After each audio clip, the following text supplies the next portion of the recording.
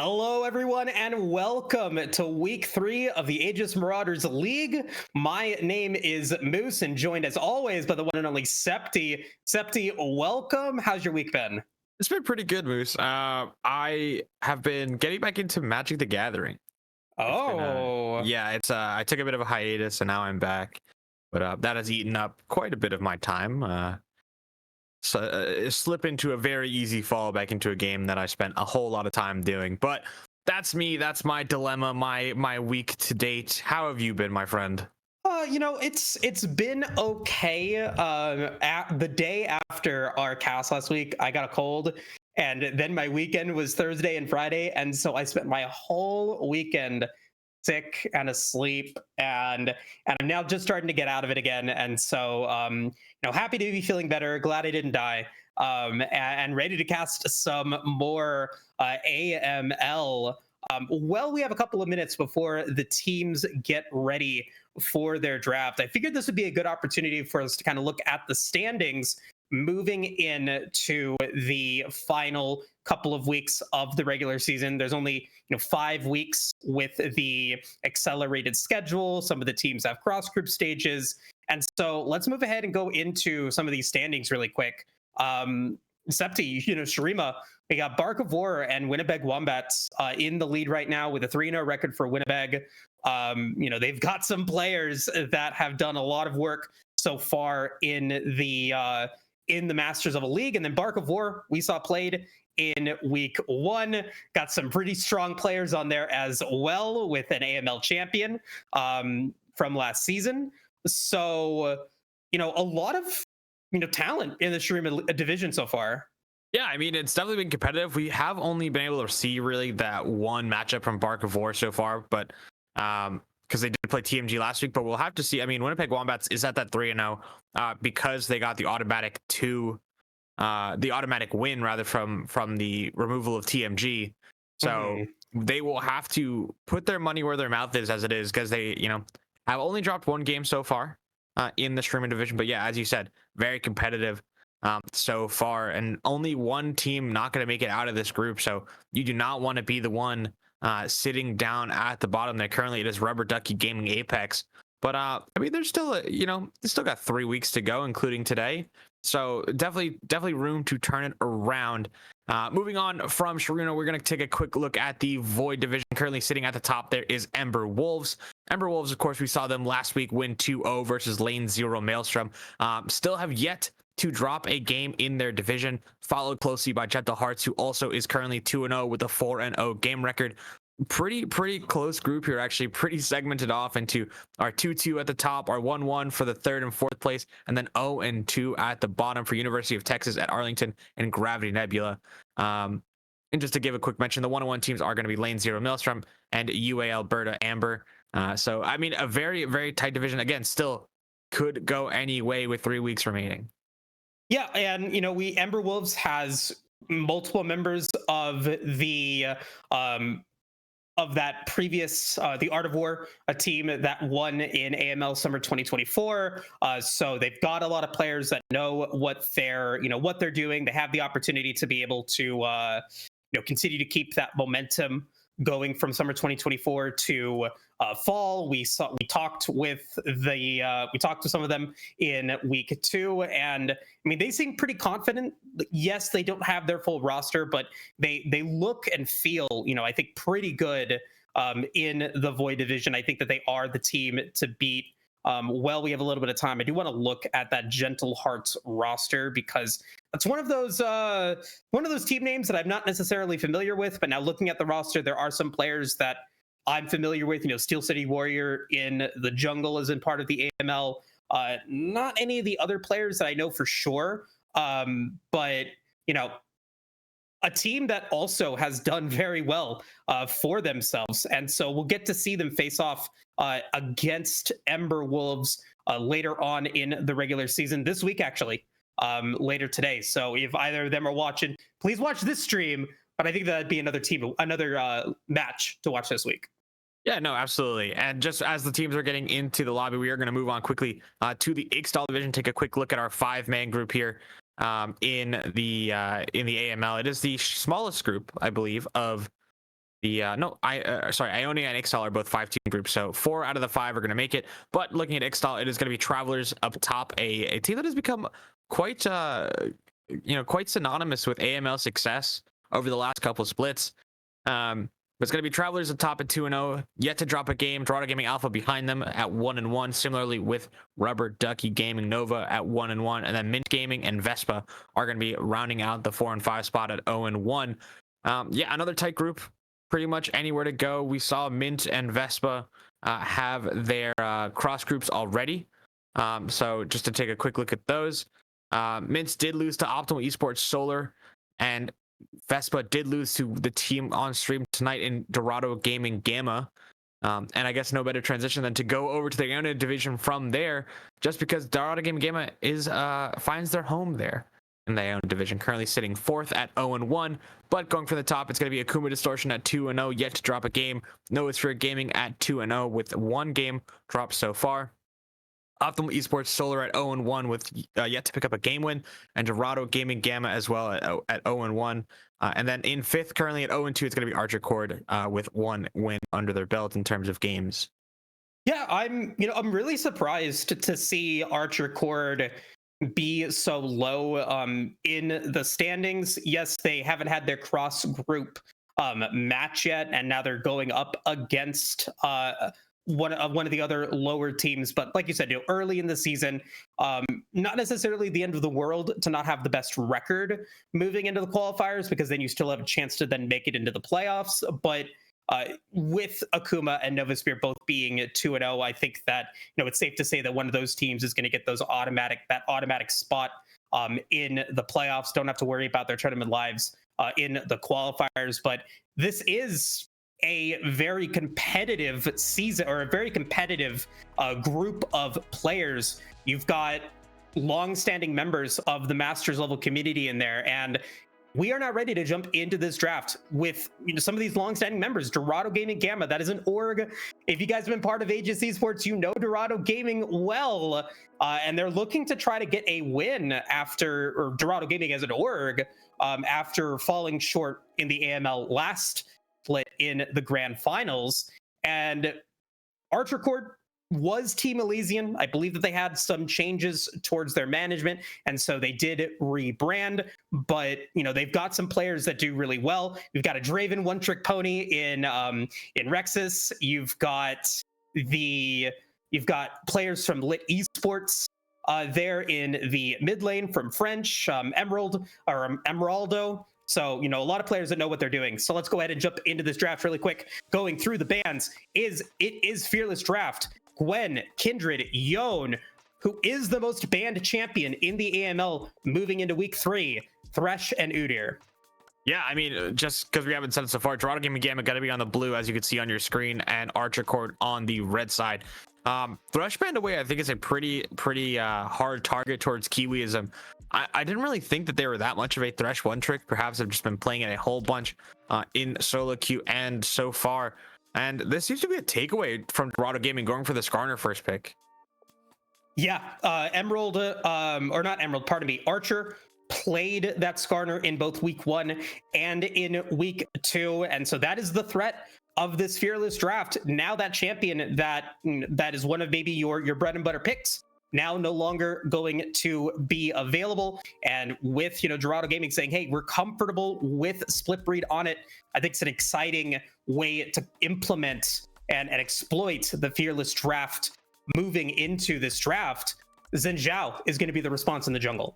Yeah, a good answer. I mean, it's one of those champions where you are playing to then out tempo the Skarner a bit. It generally pairs well with divey champions like Kai'Sa, like Ahri. It's not going to necessarily solo win against Skarner. It's just a comfort pick, I imagine, for Archer at this point, just to match the Skarner. A lot of teams do this where they'll see jungle and they'll just go, oh, we have to pick jungle here. I feel like that's a little bit of the case here. I feel like there are some power picks that were still available, like the Aurora. Kai'Sa is one of them, obviously. But champions like Skarner are also very good. Or not Skarner, sorry, Cassante is what I was thinking. And Ashe as well. Ashe has made it all the way through to the second phase of picks here, which is absolutely mind-blowing to me, that a champion that has had such a high ban rate both in Worlds and as well here in the AML, finds its way so far down in the draft board. But Ash Hui going to get picked up, two very strong utility champions, and they could poke out pretty decently, but not really going to do the damage of tank shredding. Also very immobile should Archercord decide to go for something like a Rel or a potentially Nautilus here, but they're hovering the answer to Hui, or an answer to Hui. Potentially an answer, and it is going to be that answer for sure. And that means we are going to be getting mirrored drafts in the first phase. Support and top lane, I think, are the predictable lanes that are still available. Braum is going to be the first ban. And I think something to point out here, Zepti, is of the 6 champions that were played, 4 of them are in the top 10 in presence right now, with Xin Zhao and Jace being the outliers there. So, curious to see, if that continues as we move in towards the later part of the regular season. All going to be support bans coming out from both teams. Yeah, I feel like Archercord has to pick Nautilus here. Otherwise, I feel like they're giving a little bit too much value for this Braum ban. Yes, you're trying to take away some Ashe counterpick. You're trying to dodge dodge the ability for them to block Jace and Kai'Sa combos. So Nautilus will be potentially picked up here. It is going to be a hook champion or Rel. But yeah, I mean, like you were saying, Xin Zhao and Jace are the outliers here. I'm sure Nautilus is up there in one of those super high presence champions, just because it is a really solid go-to that a lot of teams like. And it pairs well with Kai'Sa. It's very good into the mobiles of Hui and Ashe. And I'm curious to see how they round this out. They are a little bit low on magic damage on Archercord here. Yes, the Kai'Sa can go, more of a poke style. She presses W on cooldown build, but that's not really going to do the deed. Actually, it wouldn't even be that bad this game. You're playing with Jace poke. But the damage split is not quite there yet for Archercord. And when you're into something like a Skarner, like a Rel that can build so much armor, it can really stifle you to have to build into that. But I do like what Dorado Game and Gamma have picked here. They have picked some pretty beefy champions here into the poke potential of Archercord, and a front line that is hard to get through if you are Nautilus, if you are Xin Zhao. So we'll have to see how Archercord rounds it out. I imagine we'll be going with a top laner here into the Cassante. Something like a Camille I think would be very good. Something that can just split and draw pressure away from the main group, I think would be ideal here. Yeah, I mean, my fringe prediction would be going for something AP, something like an Aurora, for example. We saw that played against Cassante in the last season. Not going to be the case here. It is going to be that Mordekaiser. So, answering that question to you, Septia, being like, hey, we need to get some AP threat here. You do get that extra frontline to counter with the Skarner, Rel, Cassante frontline there. And the opportunity to have a pretty strong Death Realm as well. My belief would be that you're in those team fights, because this is now indicated to me that we're looking for a team fight versus team fight composition here, Septi. My initial thought that the Death Realm target is going to have to either be that Rel or Cassante. I mean, I feel like Mordekaiser is not as good of a spot versus Cassante as maybe in previous patches, just purely because the all-out of Cassante got so buffed in recent patches that he's actually able to duel really well now and deal a whole lot of damage with his W. That Mordekaiser not necessarily will have the easiest of times dealing with the one-of-one Cassante up on that top side. But yeah, I think you're absolutely right. I think in a team fight sense, Mordekaiser probably has to take away the Cassante, just because there's going to be so much chaos in the backline. It's going to be a case, I imagine, where the Rel will go in, the Skarner will be around to follow, and either Nautilus hooks in and tries to stifle the engage, and then Kai'Sa will ult to the backline, Xin will jump to the backline, and all of a sudden there's just a Jace there, all by his lonesome with the potential Skarner on top of them. But I mean, if you're Archercord, I feel like you never should let it get to that point. You should try and be poking with Kai'Sa, poking with Jace. Yes, Dorado Game and Gamma have very, very, very similar potential in terms of poke. I imagine Ashe and Kai'Sa will both go for the static shiv this game, so there will be a whole lot of wave clear on both sides. Dorado Gaming having the advantage there with the Hui as well. I kind of expect this game to be decided the way the early jungle pathing goes, who is able to provide more assistance to their lanes early on. typically that would be the Xin Zhao, but given the strength of a champion like Ashe, of a champion like Rel, that can duel so early on, it might be hard. Mordekaiser should be able to secure the grubs, but I mean, we can get into that a little bit later. As I feel like Theory is more fun during the game when we can, you know, see it in practice very shortly after. But yeah, I wanna touch on the way that I want to touch on this before we get into the Dragon Draft, because Archercord decides to go for the Xin Zhao start in their draft with R1, and then Dorado Gaming, the only champion that could potentially be countered by the wind wall effect of the Crescent Guard, is going to be the Ashe. And do you think that it was a deliberate decision to avoid some of those projectiles and maybe focus more on frontline based off of the Xin Zhao pick, or was this maybe a composition that they knew they were going to go for?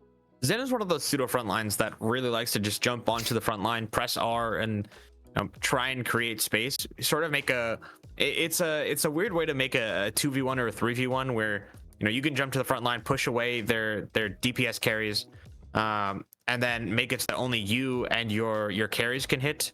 Because while you're doing that, the enemy AD carry and mid laner are going to be trying to hit you, and you obviously can't take damage there. But in a case like Skarner, where you're going to be jumping on them, they can just push you back into your team, and they can sort of create the space for their own carries in a way. And I feel like there's a silly interaction where potentially Skarner will be able to push a target with Hui ulti on them back into their team, or just group very well with the ulti. Sure. But I mean, absolutely, I think this Xin Zhao is going to be that pseudo front line that you need. It should be able to pair nicely with the Nautilus. But on the counter side, Sharo, Rel Crashdown, Magnet Storm are both incredibly powerful in terms of being able to snap that engage, being able to really pick people out of positions. I can't imagine the number of times that I've seen Ashes find critical arrows that will, I mean, either stall for tempo or just play for complete engage in a fight. But we will have to see. Let's get into the Dragon Draft really quickly, Moose, before we get into game. Yeah, and I'll go ahead and start really quick for everyone tracking. Those at home, we've had 1 Infernal, 2 Ocean, and 1 Chemtech so far. The score is currently 2-2, and it was a Chemtech Soul last. I'm going to start with the Mountain Soul. All right, I'm going to go for Cloud and Hex. Cloud and Hex. And I'm going to go with Chemtech. And I think I'm going to go with Ocean as well. I'd like to see an Ocean Solar. I think that would be really fun. Sounds good. Sounds good.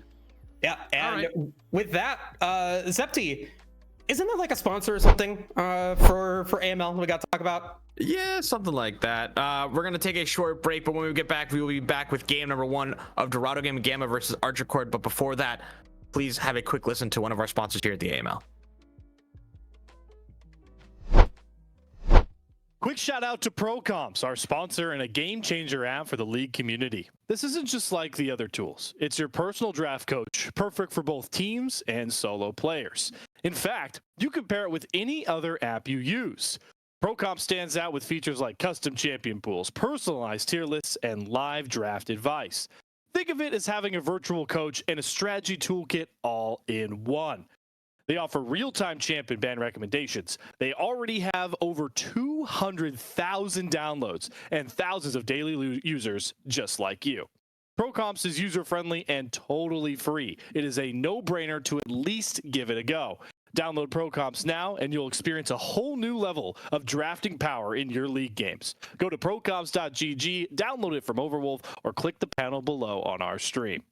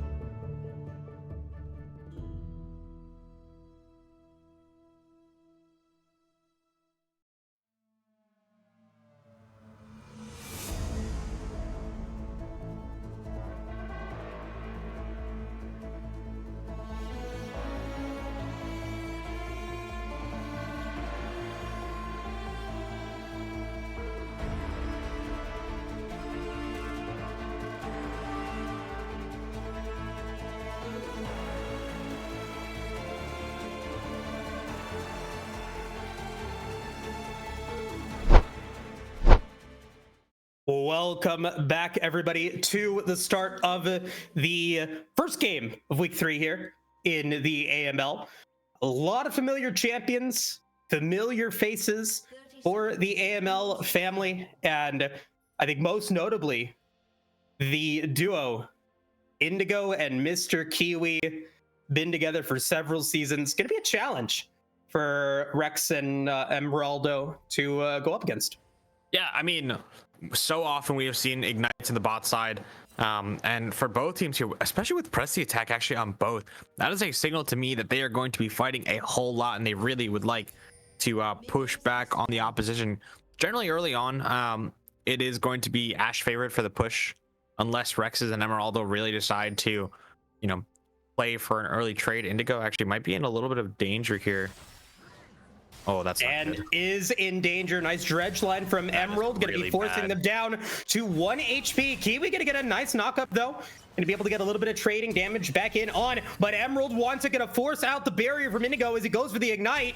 And now Indigo in trouble. Rexes avoids the turret shot and will pick up first blood for Archercord. That's such a heads up play for Emeraldo there to be able to get the flash, be able to get the barrier off of the Ashe, as well as now Indigo, for not flashing that initial hook from the Nautilus, is going to miss out on this entire first wave. Kaisa gets first blood. Yes, you go 2 for 1 in terms of flashes, but realistically, Kaisa's going to be out of this lane before you can really do anything to her, as well as Ashe. No potion now. They're going to get a bounce on the wave. Xin Zhao is going to be able to have free time as Kiwi is also forced to flash. This bot lane, I think you cursed them just a little bit there, Moose, is off to a rough start for Dorado Gaming. Hey, there's no way. Oh boy, as Adney gonna go forward, gonna be able to get the kill against Hazem. And so it's gonna be a 1-for-1 trade in the top lane. Both of them have teleports. And as predicted, Septi, Rexes is going to be able to come back, gets the coal, gets the refillable potion, wants to stay in that lane for this iteration of their laning phase for as long as possible. Yeah, I mean, Hawkshot as well going to spot the Zhao on the top side, so no danger for Indigo and Kiwiism to try and play aggressively to shove this wave out. But you think about the ball lane here, it's just going to be a full advantage for Rexes. Yes, you do get that first blood and you spend it on a cull. That is incredibly nice. Because I think if you're Kaisa Nautilus, you are not expecting to be able to come into this lane and just get yourself a free first blood. And so really nice for them to get that little bit of an advantage there as well. Going to catch a big wave. Critically on that top side, yes, Mordekaiser did trade with the Cassante, but denied the entire wave going under tower there, despite the TP available for Hazem. So a little bit of a disaster on the top side there, as well as for XP's sake at least, as Aiden going to be able to get that level 6 just a little bit quicker, most likely in time for the grubs. As Kiwis, I'm gonna get hooked by Emeraldo again. No flashes on the bot lane though. Blitzseed coming through, gonna land the stun, gonna land the damage, and Splitbreed is gonna be able to get the kill onto Emeraldo there. The gold is gonna go back into the jungle, but that is gonna be Rex's challenge for the next couple of seconds, as they're gonna have to 2v1. I think Hazem has finally realized that this was a bait the whole time. Oh boy, and Archercord, they have kicked it into high gear to start off game 1. Multiple kills across the rift, everyone getting a piece of the action. Yeah, but the gold lead only currently 100 gold in favor of Archercord, as French Caps takes a big trade in the mid lane. Also has TP, so does have that advantage on Kerrigan there, so it should be okay for the time being as long as they don't take too much damage here. Risking going down just a little bit there. If Kerrigan goes for the Q flash, it might be a little bit risky, but yeah, no, Fresh Cap's just gonna take the base, and maybe not. I could be cursing them here. Yeah, we'll see. I mean, that would have been a really rough back, losing all of that EXP, giving so much turret damage in. Going to be able to get the acceleration gate on to Kerrigan. Going to be able to get a little bit of that damage off. Does get the lane a little bit managed. Still going to have some trouble. Did pick up their Tear of the Goddess in a cheeky buyback earlier on, as the first dragon, the Cloud Drake, going to spawn up now. And so, you know, this is really coordinated from Archercord, very accelerated, lots of movement and a lot of action. And Dorado Gaming, we'll see if they're able to respond to that.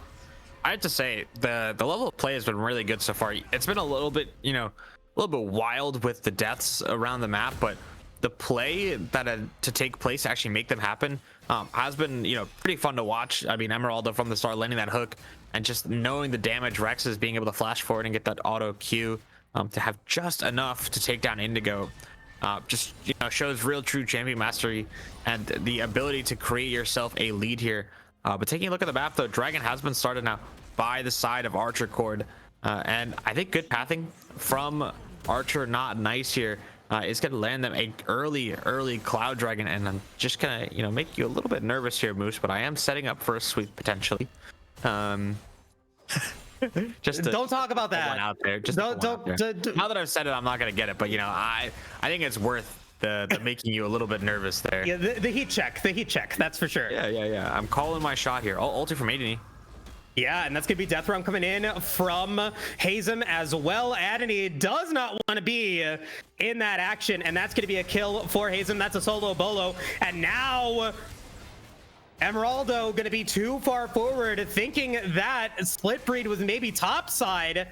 Kerrigan gonna drop the ultimate on to Archer. Not going to be able to secure that kill there, but it is going to give the kill lead over to Dorado Gaming. Gamma, they are now looking to potentially collapse in on to Archer, who tried to go for the Void Grubs, unable to finish them here. Will be able to pick up one, but Split Breed responding quite nicely to these lanes having some problems and is able to get their team back on track. I think twice that's just a good team play from the side of Dorado Gaming. They have the hawk shot to spot where the Xin Zhao is pathing, and so Splitbird is able to actually make a move down to the bot side and play, for a pick onto Emeraldo, who only now has their flashback up, and is opting for very aggressive boots here with the symbiotic shoes. So trying to play for, hold on, Kiwism. Flash. French Cap does have flash available, so gonna get hit by the crash down, and that's gonna be Kerrigan landing a lot of damage on the French, but the flash is gonna be there, gonna be enough to be able to get out. But now Emeraldo gonna flash away from Split Breed. Looked cool, disaster. And Kerrigan might go down. Yes, they do. Emeraldo gonna go for the dredge line, not enough to be able to get out, so it is gonna be a 1-for-1 mid laner for support. Archer is there, but not fast enough to go for any further action in the mid lane. I don't know who wins that though in terms of goal. For support, but both supports got the kill, so a bit of combat. I mean, you look at it overall, it was flashes traded in for both mid and support here.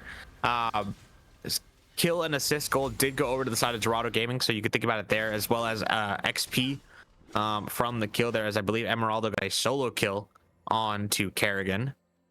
So not as much of sharing the love with regard to your soul laner getting some of it, but Caps did get the benefit of not dying there, so being able to get back out onto the map just a little bit more.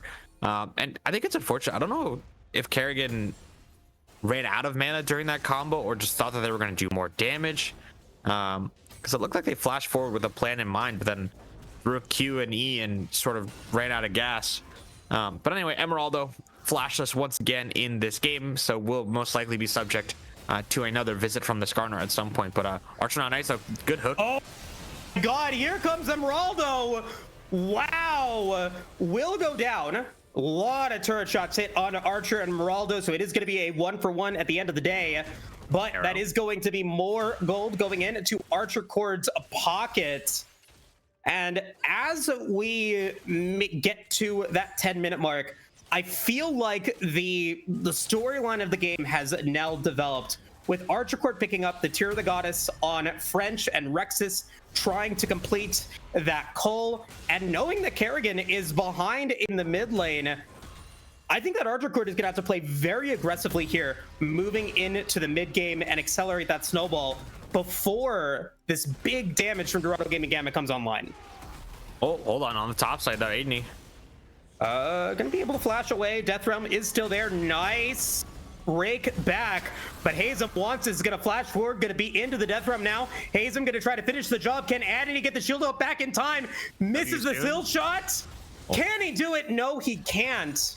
So Hazen will get another solo bolo in the top lane, giving Dorado Gaming some gold and some frontline power to combat Archercord. Yeah, Hazem doing a nice job getting that solo kill there. I think that tower shot really made the difference, though, onto Aiden. He was 2 seconds away from getting their shield back up, so not quite able to do the work there, but does have the first item finished. It's going to be that Rylai's in the top side, so trying to play around the slows to really disengage this Cassante, who did not take Ghost this game. Something that we typically don't see from Cassantes. I feel like most of the time. Oh, and now maybe a little bit telegraphed, but it's still going to be the result of a play here on Indigo. Killer Instinct used, as well as a depth charge in onto Kiwi, as Rexus and Emeraldo will take the gold from that play right as the dragon spawns. That is now going to be Archercord's to take, and it looks like they're going to be able to do so easily. Yeah, I mean, it's going to be a second dragon unless Slippery is able to come up with a crazy steal, but no smite currently available on that Skarner. So it would be a bit of a suicide if they went for it. But Archer Not Nice is going to be worried. Does not know the smite cooldown of the Skarner. Arrow coming in. Oh, and the initiation's coming through. Great Enchanted Crystal Arrow coming in. Followed up by Kerrigan landing the ultimate in on. So Archer Not Nice going to be very low. Who's going to get the dragon? It's going to be Archer. Going to be able to get some shielding back. Going to be able to take out Split Breed, masterfully handled by Archercord so far, as the Chemblance will bloom, avoiding that hat trick for Septi. But the fight is not over yet for Archercord, as they're going to make it a 3-for-0 trade, looking to make it 4 as they decimate Dorado Gaming Gamma. Yeah, I mean, all that and the dragon on top, that is an absolute win for Archercord there. I mean, just a really nice play overall. I think Archer Not Nice played that to perfection, being able to use the crescent sweep to deny the damage from Kerrigan's ultimate there, as well as was the only person ulted by Splitbreed. So really no synergy there from the mid jungle of Dorado Gaming. Unfortunate, as Hazem takes a tower shot on the top side. But I mean, just an overall win. And I think if they're able to walk back out and play for these scrubs, it's going to be even better. And I think the best part of this for Archercord is that you won that fight and you traded cooldowns with the side of Dorado Gaming. So taking a look at ultis. Oh, hold on, Hook. Emeraldo once again landing the dredge line, gonna force Split Breed, not gonna be able to charge forward, but now this fight is gonna be engaged, gonna be able to land the depth charge in onto Kiwi, gonna be able to get the nice crash on the 4 members. Emeraldo dies. Hazen's gonna go into a killing spree. Addy's gonna go into the death realm onto Split, who's gonna be able to flash over the rocks, gonna be able to get out of the death realm just fine. Addy still wants his kill on Split. Kiwi's gonna go back in, gonna be able to get Split Breed out on pace to try to be able to make this just a 1-for-1, as Hazen's gonna go in on French Caps, not gonna be able to survive, not gonna be able to get a kill. Ripley too low, but what was that? Blast Seed giving a double kill to French Caps, and just, I think, highlighting how fortuitous this game has been for Archercord, managing another team fight beautifully well. Yeah, I mean, that's so good for the side of Archercord. They're able to get 4 out of the 6 scrubs overall here, and another just really nice play, very tight on the margins. Aiden was able to end up taking out Splitbreed, who, as you said, had an errant blast cone, maybe not aware that they had popped up into the super ones. Doesn't matter, the micro mistake isn't the thing we're looking at here, but I mean, just a great fight from the side of Archercord. And all that time, Kaisa was on the bot side. No Ash Arrow was available until the end there. But I mean, I think credit has to go to the fact that, you know, French Caps and Archer were able to kite it out so well. Aiden was able to take out the Skarner, who had been such a problem for the spacing that both Archer and French Caps were trying to go for. So the fact that they were able to take him out, really bring the Skarner to such a low HP, it was just well played overall. Now the Heralds are going to get started up. Bot side camps are available for Splitbreed to go trade if they so choose to. Maybe not even, I mean, they are aware of it because Hazem did spot the Xin Zhao, I believe, moving down into the river there. But no moves from the side of Dorado Gaming yet, and a 4 grub Herald is going to be so powerful when it comes to taking these turrets. And it's going to be available for the next dragon spawning in a minute 40. It's about a 3,000 gold advantage for Archercord with a 5-kill lead. They still are being pretty even in terms of CS, and they got several turret plates off down in the top lane. So, you know, we're looking at about a full items difference in terms of advantage for Archercord. But look at the items here for French Caps. Hold that thought, though. Adney going to be up against Hazem as Archer side is going to be able going in. Hazem is still a threat in a 2v1 play, and Hazem is going to be able to take down Adney. And now Splitbreed is there, and it's also going to be a shutdown in the mid lane for French Caps. I had a point talking about those two eclipses, but we got to talk about the power of Dorado Gaming going to be catching Archercord off guard. Yeah, Dorado Gaming going for two nice plays back-to-back, although I think that top side was really just a kill from Hazem that I think Splitbreed decided to just come along and join the ride. Yeah, really absolutely blew up Aidney there, who, I mean, did not really do much in the way of damage to the Cassante, especially without the Death Realm. And I think just held on to it too long. Wasn't really aware that the Cassante was going for an all-in until it was too late. By that point, the Mordekaiser was already too low, had the Xin Zhao on their screen, and so if they're ulting, they turn it into a 1v1 that the Cassante just wins outright. I mean, and some will say it's not that different from how it went outside of the Death Realm, but that's the sort of situation that they were in. It was a damned if you do, damned if you don't, and now this Cassante is you know, 1,500 gold up on their lane opponent, 2 finished items at 16 minutes. And that is going to be an absolute problem that Archercord are going to have to deal with moving into this third dragon of the game. Granted, you are up 2, so you do not have to play for it for the time being. But I think when you are the Kai'Sa Jace team, being able to push the tempo, being able to force them being Dorado Gaming, to have to fight you at the next objective on your timer, it is just so nice and an opportunity that cannot be passed up. So I think we acknowledge that Archercord's wind is maybe taken out of their sails, but they still have some tricks up their sleeve to potentially bring it back. That dragon that might have been a confirmation a couple of minutes ago is now a contentious battle. As the Rift Herald is going to get dropped into the mid lane, 3 members of Dorado Gaming and Archercord are there as Slippery is going to go in. Archer going to be down to half HP as the Death Charge is going to land in on Inigo. That's going to be a decent Crescent Guard, but Kiwi is going to be saved by it, and the stun is not going to fall forward as Archer is going to be going down. Teleport's going to be coming in from French Caps, but not before Kerrigan comes in with their own. Rex is going to get hit by the ultimate and is going to get shut down. Meanwhile, in the bottom lane, Hazem, who is 6-3, adds to their record, now 7-3, and another team fight win for Dorado Gaming Gamma. Yeah, I mean, such a great fight there from Dorado. I thought that they had maybe overcommitted a little bit there. They used both the crash down and the Skarner ulti at the same timer, and so I thought that it might be a little bit too much of too much to see that they overlapped there, but it did not matter as Indigo was able to burn down the fight. And that was, I think, to be honest, the difference in items from the 80 carries there. Rex is only on that static shiv there, as well as the Kraken Slayer for Indigo, but the damage difference is massive, especially when your teammates cannot move in the fight. And the lead has been squandered a little bit. I feel like the fighting from Archercord has just been a little bit too spread out, not focused enough, not with enough knowledge. And Dorado Gaming have done a nice job capitalizing on it.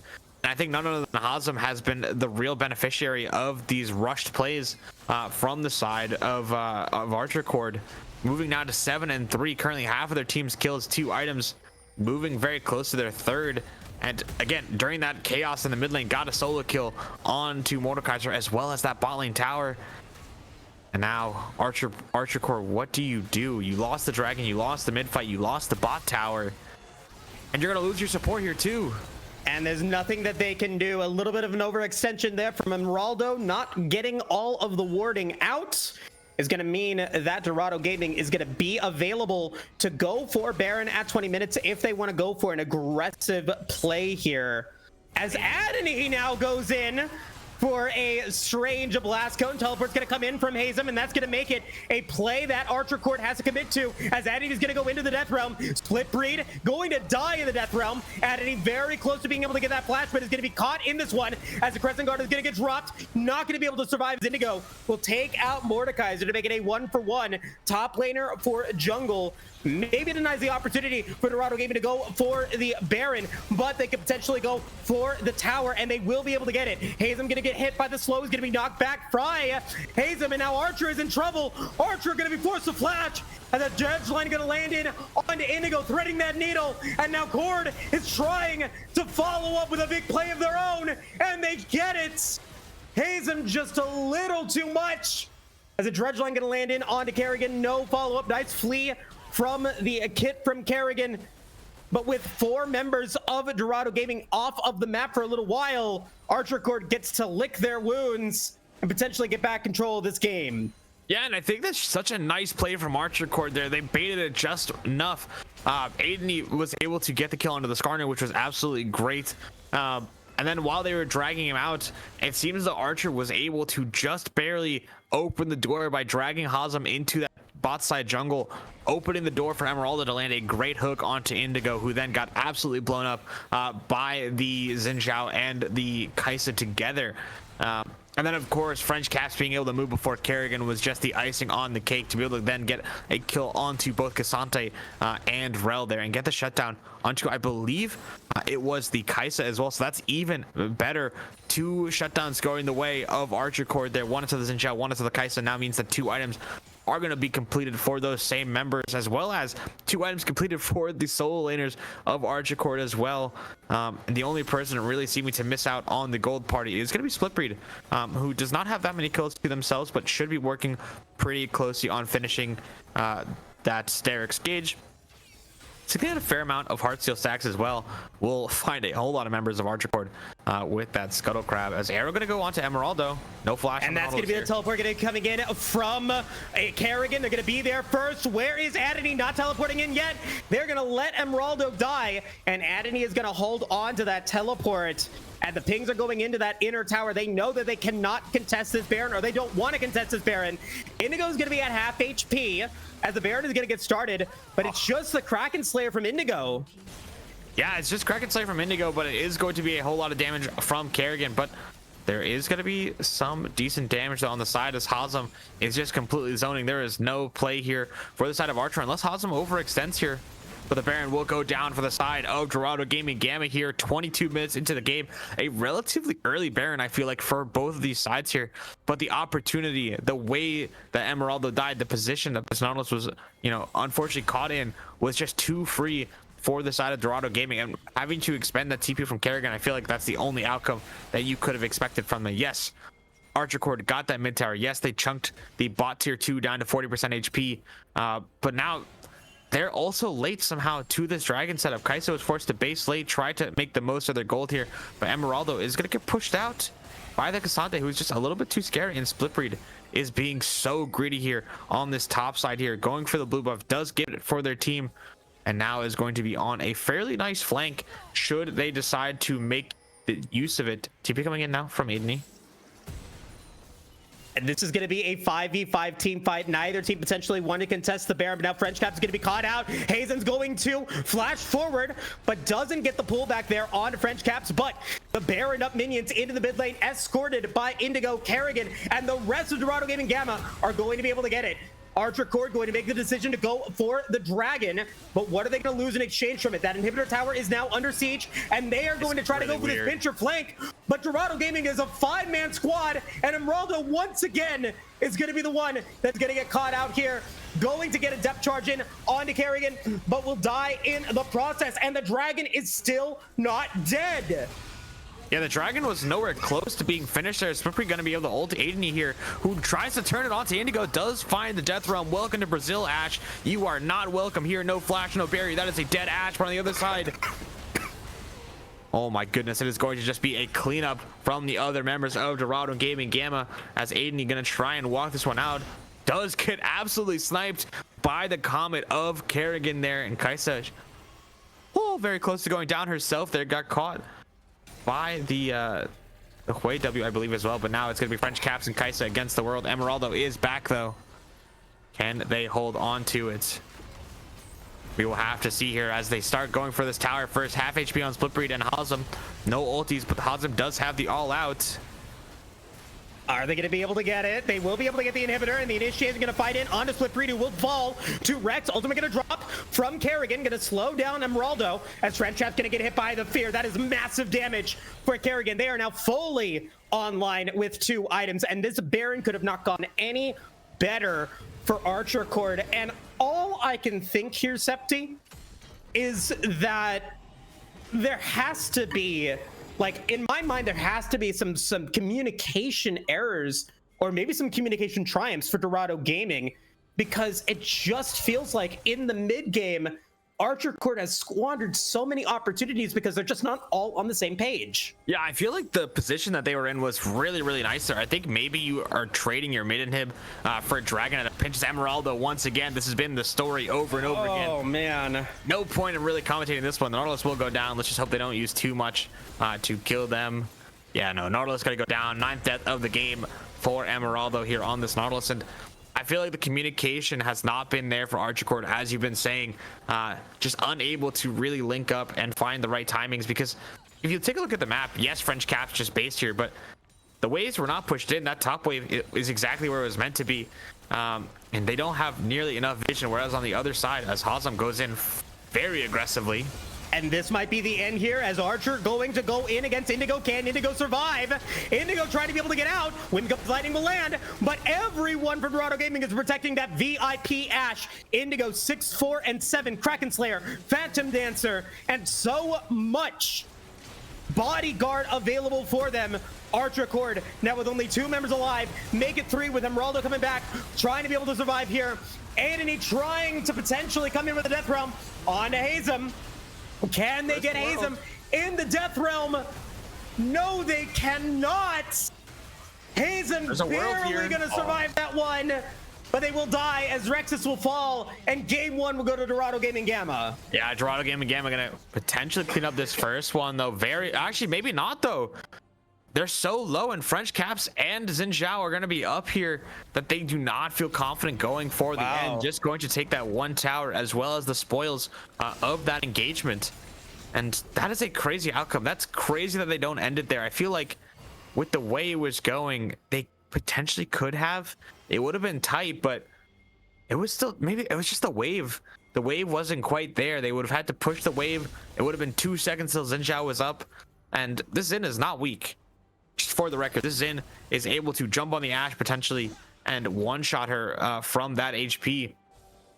But I mean, I think we saw it perfectly on show there in that last fight, where it was impossible for the members of Archercord to get onto the carries of both Kerrigan and Indigo, just because the beef of Kiwiism, Splitbreed, and Hazem is just so massive. This Cassante as well is doing a whole lot of damage in this game. The Skarner has been able to really peel well. But we're going to chill out for 20 seconds or so as Dorado Gaming Gamma try and get their wave sorted before this Baron spawn in now 15 seconds time. And they have decent vision setup, but so does Emeraldo. This is a critical moment. Nautilus cannot get picture. If they do, the game is 100% over. And yeah, someone's gonna enter this mid wave. You need that depth charge, but I think also importantly, you need that Knight's Val on Rexus so that when they go in, they get a little bit less damage. As a teleport is going to come through from Hazem, and Archer might now be in trouble. Archer going to be able to avoid the Enchanted Crystal Arrow, is going to have to use the Crescent Guard, but is going to get slowed by Splitbreed, and now the initiation will begin. And on to Archer, Magnet Sword from Kiwi. Archer will now go down. Adney's going to go into the Death Realm against Kerrigan, who's going to get that fear, going to be able to avoid the rake. And now Adney going to be 1 HP, going to be able to get his shield, will be able to survive. And this game is now over. I don't think that Archercord can defend against this one. They cannot unless French Caps and Rexus have something to say about it. No, Kiwi isn't going to land the stun, going to land the crash down. Rexus is getting absolutely pummeled here.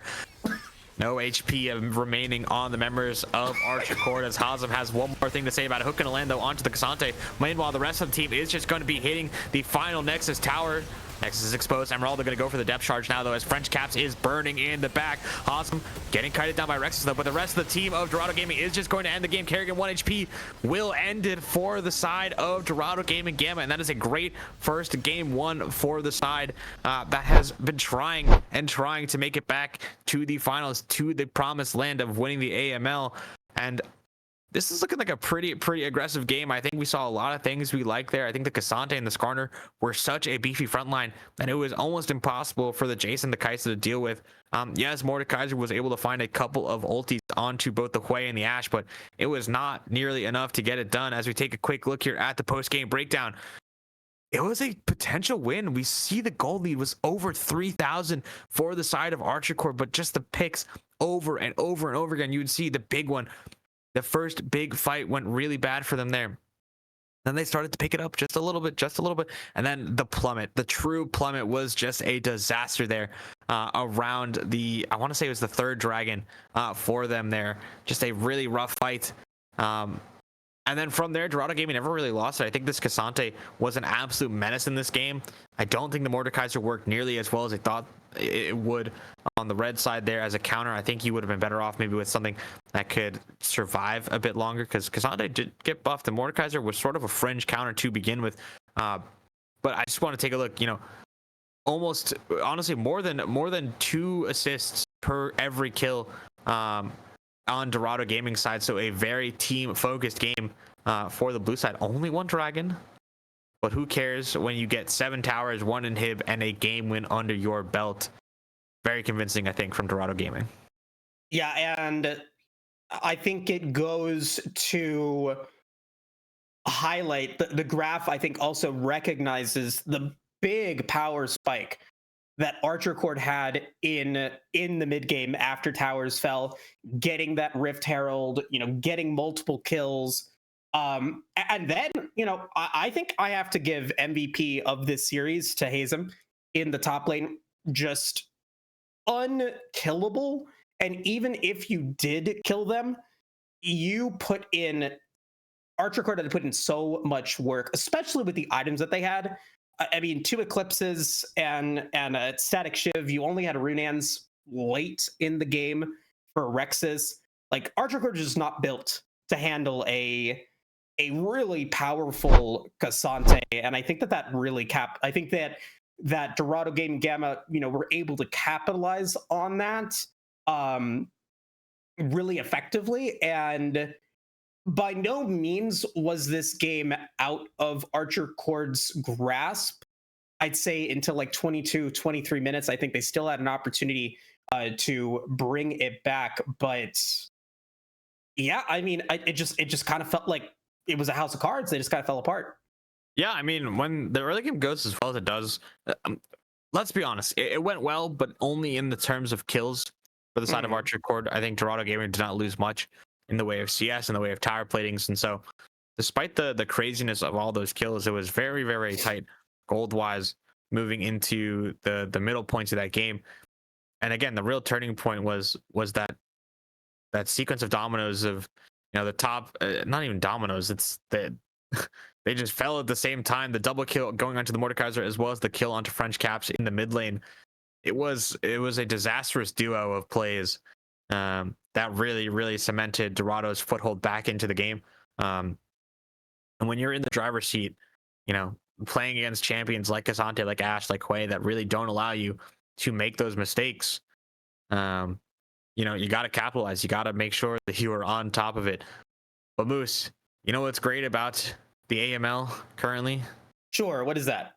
Is that you don't have to learn from your mistakes of game 1, because it's a whole new set of champions in game number 2 that you can, you know, completely go around the bowl, be a goldfish, and move on to game 2. 0-0, baby. Best of ones from now on. Very good. And now we'll see if they can bring it back. Very possible. Very exciting series, folks. So we're going to take a quick break. When we come back, it will be a game 2. Draft will start. And so don't go anywhere, folks. We'll see you soon.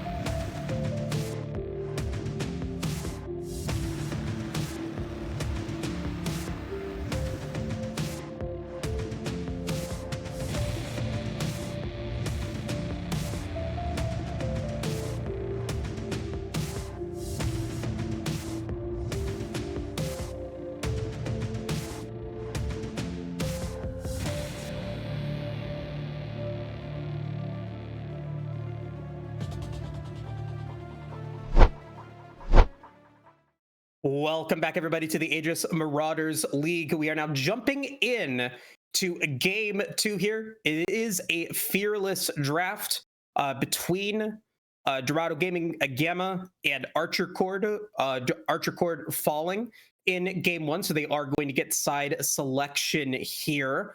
And I mean, I think overall, getting caught out was the issue. Maybe some issues in the mid to late game were the problem, but draft wise, didn't really see any major red flags. Yeah, no, draft wise, I agreed. No major red flags. I think you need to work. You being Archercord need to work on trying to maintain a consensus as to what the team would like to do on the map, because it seemed as though Emeraldo had an idea of wanting to play for vision, wanting to go for certain styles of let's call them invades, because I think that's exactly what he was going for. But it didn't often have enough knowledge or enough teammates around them to really make it happen. A lot of the time when we see those deep wards, we see a proper the waves being pushed, your side lanes also being pushed, so that if God forbid you get jumped on, at worst it's a 3v3, because you know where the rest of the team, you know where the rest of the enemy team is, and if they start TPing in, you'll have wards on top of you to TP in and match. But just a whole lot of not being prepared for the quote unquote surprise engage that came out. I mean, and we even saw it in lane, right? And I feel like I'm singling out Emeraldo, but it's purely because that there was so much tempo and so much pressure lost on the map every time that all this kept dying. And I think it was 10 times, maybe 9 real ones, and 10 was defending the base death. So I'm not going to count that one, but 9 times is very, very important. And you'll say, oh, but Septi, like Mickey X dies 9 times in a game on Nautilus, but Mickey X is often trading his life for something in those games. It's not just getting picked a whole bunch. And I think part of it comes down to the fact that Splitbreed and as well as the rest of the members of Dorado Gaming Gamma were good at, being prepared to catch the Nautilus going for a greedy ward or a greedy sweep. And so obviously it's not just on Emeraldo. I think Dorado also were in the right place at the right time to make the right pick, as it were. For sure. I agree. And it's all about impact. It's about making sure that you're as effective as possible. And I mean, Hazel, I think very impactful in game 1. With that, Cassante, I'm curious to see what Aiden is going to be able to do in game 2, with a change in the game, maybe looking to go for a different sort of style, because I think the idea was there, trying to go more frontline against Cassante, try to shut them down, but once Cassante gets going, it's a real tough cookie, a tough nut to crack. There's the analogy that I was going for, that just the team of Archercord was not able to handle. So let's go ahead and jump into the draft now. Gwen is going to be that first ban, taken away once again by Adney, and we'll see if the bans at least remain the same. Yeah, again, remember, for those who are unfamiliar with the fearless format, it is just picks that are taken off the board. So those 10 that you see below our pretty faces are not available for this game. Bans will stay the same, unless I don't even think you can ban the champions below because they are disabled in the drafting tool. But anyway, it's going to be Thresh, Talia, and Udyr banned on the red side, as well as Gwen, Kindred, and Poppy on the blue side, as well as an instant snap pick. Also, I'm seeing these things a little bit ahead of you guys, so I will slow down just a bit. I have inside knowledge because I have the link to the drafting tool myself. But it seems as though some pretty AP jungle heavy bans coming out from Archercord there. As we move into our first set of picks, I'm trying to think as to what. Well, Yon is going to be the lock in there on the blue side there. A pick that we've been talking about has a whole lot of presence. It's been really, really, really high prio at Worlds. Ari is going to be a champion to match it. And a lot of the times we'll see a pretty aggressive snap engaged jungler alongside them. But I mean, something along the lines of we've seen a lot of Nocturne, we've seen a lot of Xin Zhao, but Xin Zhao obviously not enabled. Sometimes Lee Sin or Vi are options to go there, but it will be the Nocturne, it looks like, for Archercord here. Curious to see how that works into the Yone, because they don't necessarily have any point and click lockdown for the Slippery Wind brother. Yeah, and maybe it's not even for the Yone. Maybe it's for a different lane entirely. Or, like you were talking about in game one, maybe it's just a takeaway. You want to deny that from your lane opponent. But it is something that I think is important here. You know, Yone is the most present champion in the AML right now. And so the fact that we get to see it here on stream is, I think, a little, surprising coming in to game two. The final two picks in the first phase for Dorado Gaming Gamma are going to be the Sejuani and going to be the Xayah. I really like the Sejuani pick. Yeah, I think it often pairs really well with the Yone being able to get that passive proc from the Sejuani to land your E.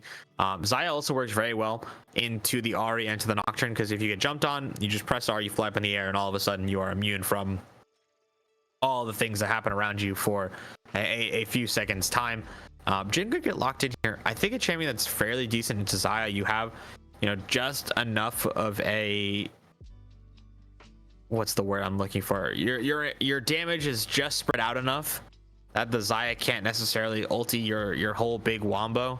And so at least in lane, once you go for the curtain call, if you get into that kind of fight, the Xayah won't be able to just dodge your entire damage. But moving on to the second phase of bans, Archercord gonna ban away the Lovers duo in Rakan, matched by the Leone on the other side. Curious to see if they ban the Braum again on red side, rather, because I feel like Yone, Braum, Sejuani feels like a really powerful trio when you're into the likes of heavy dive, like I was gonna say like Ahri and like Nocturne, and will get taken away.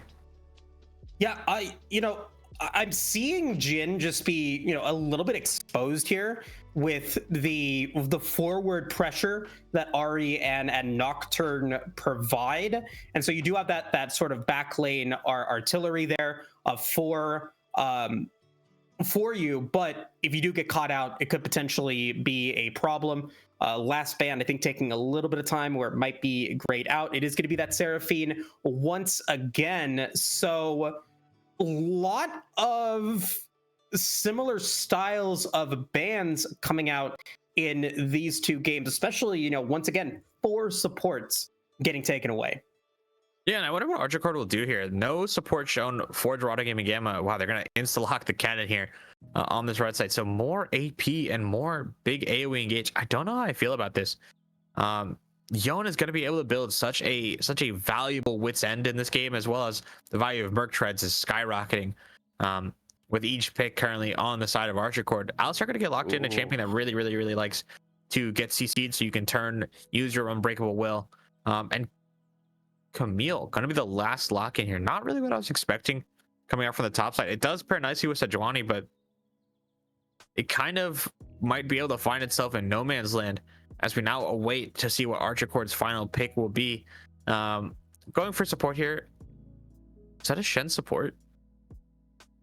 Could be a Shen support. I mean, there's no way that this is a Kennen support, correct? Probably not. I mean, I feel like I've seen some crazy things before.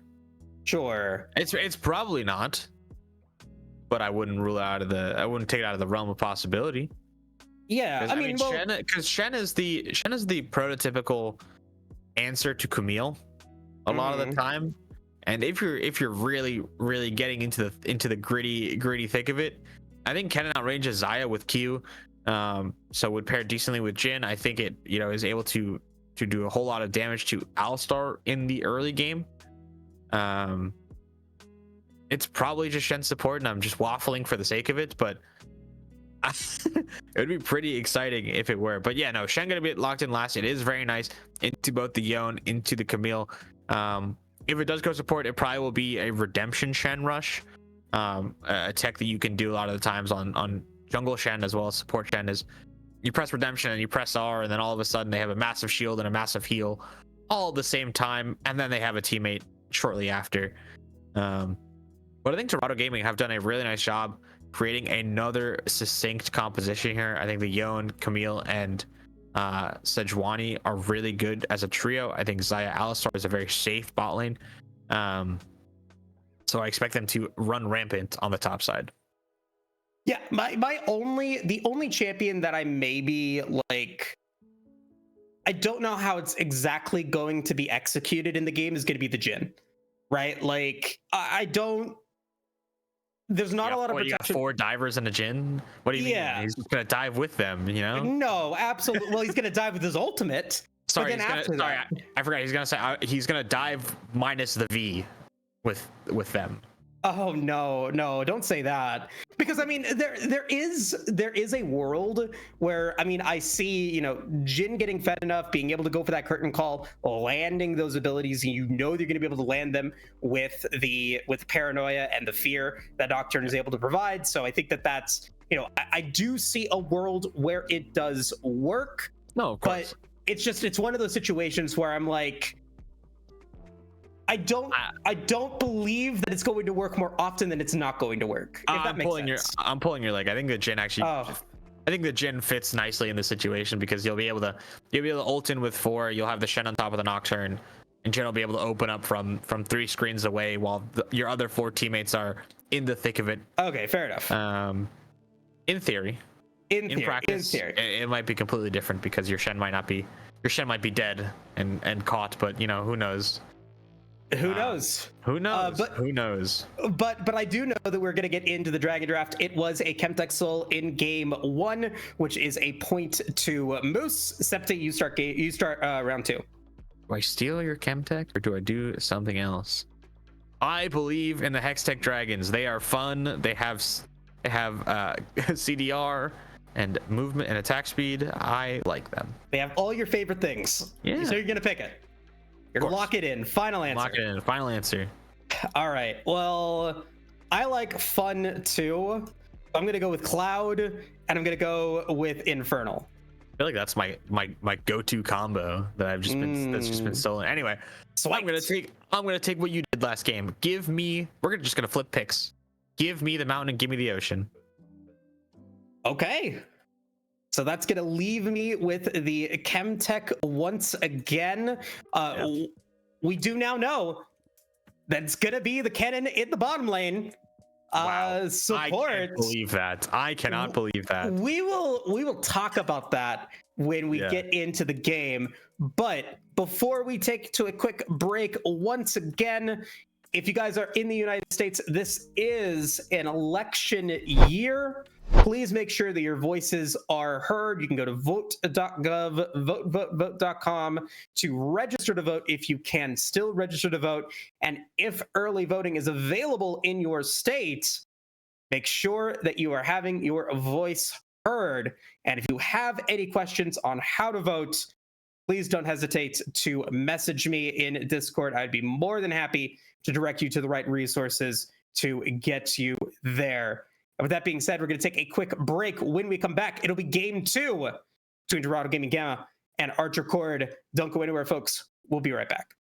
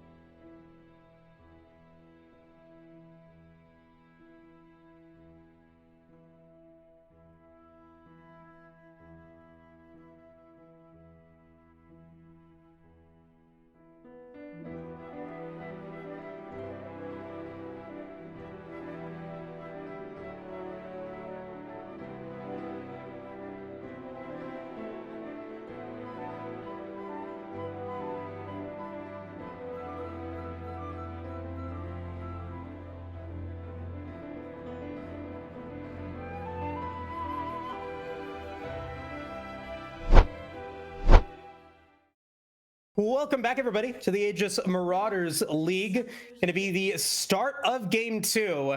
And the elephant in the room this game is going to be a Yordle. Kennen support. I know I've seen it before, but an aggressive build. Dark Harvest, Electrocute. What are your thoughts on that, Septi? I don't know. Have you seen Kennen support before? Oh, yeah. Reckless played Kennen 80 carry back in the day. Oh, yeah. I don't know But if I mean, I've it seen was... ports. But it was played with, like... Oh, God. This had to have been years ago, you know, back That's when what I was... That's what I'm saying. I'm pretty sure it was Kennen ADC you're remembering, but it has been Kennen bot lane nonetheless. And yeah, very aggressive bot lane, as you said. And Kiwi has been going for the exhaust this game. I kind of like that a lot. You don't really need the aggressiveness of the ignite when you're bearing down against, you know, an Ari and a Kennen. As I mean, we talked about it a bit, but this Shen is going to be the prototypical counter to Camille. I distinctly remember Impact pulling it out, I think in an LCS finals at some point, as an off-meta pick, but Shen has been anything but off-meta in the most recent few patches, with the reintroduction of Heartsteel as well as some good tank items to go alongside him. But both junglers going to start on their top sides and path towards the bot lane, which is a little bit interesting considering I feel like Splitbreed has more synergy with the top side of his map, but we'll be probably playing for the poke that Kennen is going to provide onto the Alistar, as well as the squishiness of that bot lane relatively. Yeah, I mean, I think early on, you know, Rexes and Emeraldo, especially before they get level 3, are going to be exposed and no cleanse available. It could mean that that's an early flash, or if it goes really well, an early first blood, French Cap's going to land a nice charm there. Be pushing that wave in against Kerrigan, which I think is to be expected, as both lanes, both junglers, pardon me, are going to be moving towards the bottom side of the rift. And the other side of that is going to be that, you know, Archercord could potentially be very aggressive here in the early game. Yeah, I mean, Archercord could potentially, you know, go for a lot. I don't think they will. Typically, I feel like Shen and Nocturne teams would really like to get to level 6 before they do anything that's too risky, that's too, you know, it has too much weight on the game. So I imagine we'll see a bit of farming and maybe a bit of just playing for counter game, because Hazem is here in the mid lane. French Caps does have flash. So just a roam and show, as the wave, I believe, is bouncing now on that top side. No, it is actually frozen right outside of that top tower there, as Aiden gonna get a nice bit of XP lead on their opponent there, as Splitbreed has done a nice job with their clear here, is about 5 seconds ahead of the Nocturne on this attempt. And I feel like if Archer Not Nice goes for this grab, they're going to find a not nice time for themselves. But it is going to be a collapse potentially from Archercord, and to try to go for the fear against Splitbreed, but did have the dash over the wall to be able to get away. So nice navigation, and the pings are going towards Archer, going towards that Scuttle Crab. Hazem is going to be taking a lot of damage from Adney in the top lane, but in the bottom lane, Rex is going to have to drop that barrier. Maybe has enough time to go for the flash. 1 HP, but first blood will go to Kiwi, flashing forward, picks that up, does also have the Hex Slash available, and Splitbreed not able to follow up and get a second kill against Emeraldo, who will be able to save that vision ward, but money going into Kiwi's pocket. I feel like that's almost the best outcome. I mean, obviously, I'm going to go on to Emeraldo here, though. Gets the root. Nice from Indigo. A lot of damage going on to that Kennen. Meanwhile, on the top side, a dive. Hazem could have hookshot wall dive away, as Aiden going to take a whole lot of damage from these tower shots. But now on the top side, Archer Not Nice is going to be caught on the map. And I don't like this from the Nocturne here. Yes, you get the flash off of Camille. Yes, you get maybe a decent setup on the top side. But look at where Sejuani is. They are back on the map. They have a full buy. And now the Nocturne is forced to make a decision whether to base and potentially lose their topside camps, or finish their second clear with an item disadvantage to the Sejuani. Either way, Sejuani will have an advantage, whether on camp tempo or on item advantage. And this Nocturne is not going to have a whole lot to show for it. For the next minute for the side of Archercord is going to be crucial. Yeah, and to, you know, compound those issues, an aggressive back from Adney going to be delayed, going to, you know, mean that Adney's gonna be able to clean up that wave But, you know, Hazem going to make the decision to decide to stay in there. Going to get taunted, though. And now potentially going to be in trouble. Hookshot is still available. Oh, no, not enough damage from Anony. Disaster. That's a really sad situation there for the Shen, as Kerrigan going to be able to use their Soul Unbound to get away from French Caps. Marauder does not get any advantage for going forward. Now Rexus is left alone, going to be forced off this wave in the bottom lane. I think that's a bit of lack of champion knowledge there from Aideny. Either that or just thought that that Q auto with the grasp was going to be enough to knock down the Camille, but tried very, very hard to get that final kill. Was unable to do so on the top side, but so now Camille will be back on the map with HP lead, with item lead as well, as Aideny actually going to find them under tower. Does have the hookshot wall dive. Only going to take a little bit of damage, as the adaptive shield from the Camille is really, really nice there. As good stun from Emeraldo. You know what's crazy? I thought about that interaction when Kennen got locked in, and I don't know if you caught it there, but Alistar had 2 stacks. Is Aideny gonna go for another trade on the top side? Alistar had 2 Kennen stacks on them, and as QEism went for the lightning rush, and was able to proc the 3rd stack of the Kennen passive and stun the Alistar before they're able to press the Q. I know I'm nerding out, but that is just a cool interaction that I thought of, but I didn't think enough to say it. But anyway. Sorry, my nerd moments. My apologies.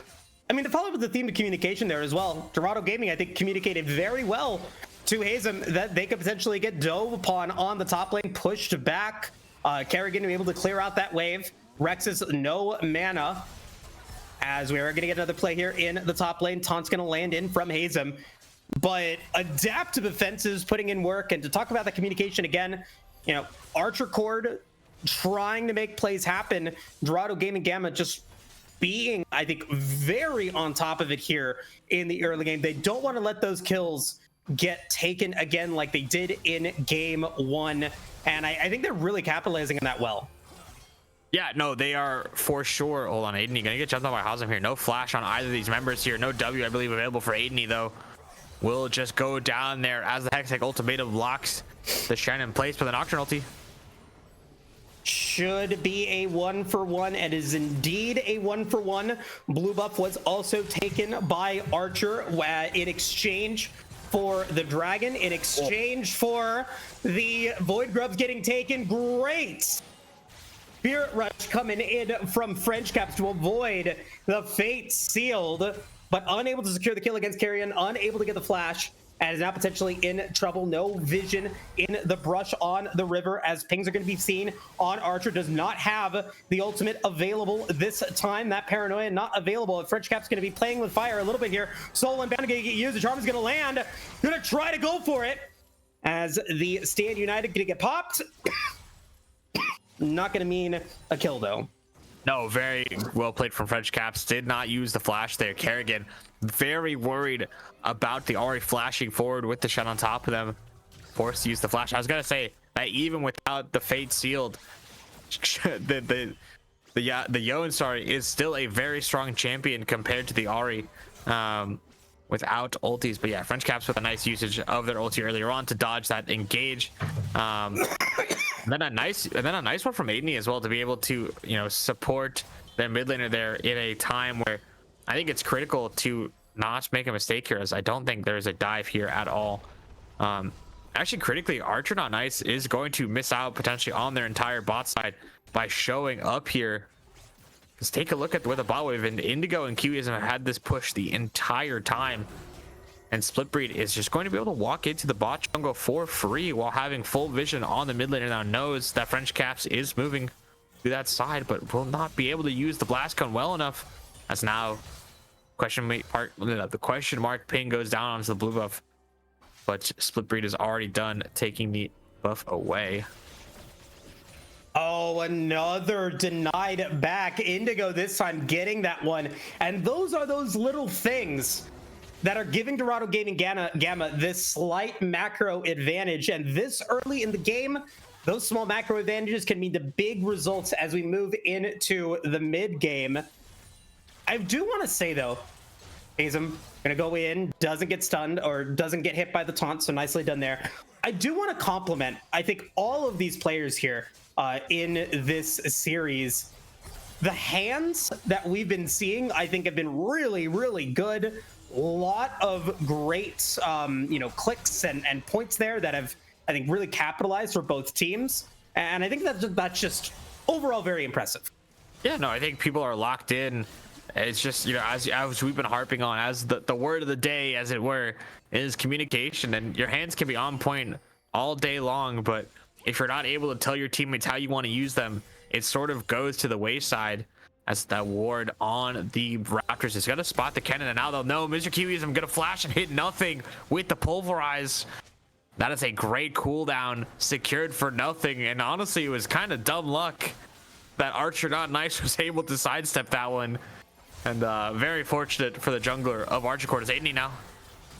Now going to be in trouble. Paranoia is going to drop. The taunt does not land, but Archer's going to go in on to Hazem, who's going to be forced to shut away, and he's going to be very low, as well as now Archer going to be in trouble. Can Archer get out?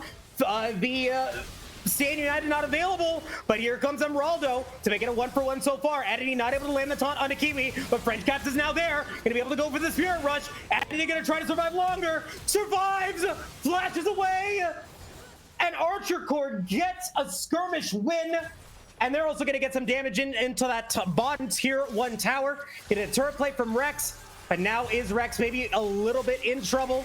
Gonna go for a teleport to try to be able to get away. Teleport gonna come through from French Caps. Curtain call gonna get popped. French Caps still avoiding the damage. Wow, cross rift play from Archercord. Gonna pay nicely at the 1220 mark. Yeah, firmly in the driver's seat now. 1,000 gold advantage on this red side, but this is exactly what we saw in the last game. Some good map team fighting, but the gold lead not extending that far in the favor of Archercord. They need to try and find an advantage here. They need to find a way to make this lead stick. And yes, again, you get the kills, you get a nice play, but 2 of those kills went onto your Kennen support, who is rushing Leandries, which is, generally okay for Kennen toppling, but you are not going to have nearly enough gold to make a full build work if that is your first item, as Awesome has the Hextech ultimatum. No slicing spell shield coming in from Archer. Paranoia is not going to be available. Then Raldo's going to go in. That's going to be the Stand United going to land in on Archer, as Andy's going to come through. Going to be very tanky. Kerrigan going to be able to get away thanks to that Soul Unbound, as Rex is there. Not able to get that 4th shot though, as everybody from Dorado Gaming is going to be able to get away. We've got French Caps in the bottom lane, going to be able to protect that one.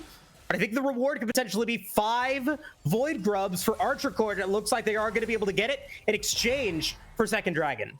Yeah, I mean, that's exactly the first step you need to take. 1 grub did go the way of Sejuani earlier on, but, you get the TP off of Kerrigan, you get the fight win. Fight win minus kills, but it is what it is. You get to push them off the objective that you wanted. And now, looking back at the rest of your team, Mr. Kiwiism gets a nice angle onto Emeraldo, slicing Maelstrom, though. Oh, boy! That Fate Seal might have actually given Kiwi a stun there, but that is going to be a root landing then. Emeraldo and Archer still not dead. Paranoia now available for Archer. His French Caps is going to be in trouble from Indigo. Going to be able to get away using the Spirit Rush. Emeraldo and Rex is both very low, as Indigo's going to go with a Feather Fly. Not going to be able to finish the job. Nice knock up on Rexus. Rexus will go down. Indigo going to be able to use that barrier. Going to be 1 HP, but French Caps will be able to take that kill. Nicely done there. Paranoia is going to land. A lot of damage in our Archer. Archer's going to fall. Paranoia is going to end, as a lot of damage going to land in on to Split Breed. From Emeraldo is going to be on a killing spree. 3-0 on the Kennen. Meanwhile, in the top lane, Hazen going to be relatively low under tower.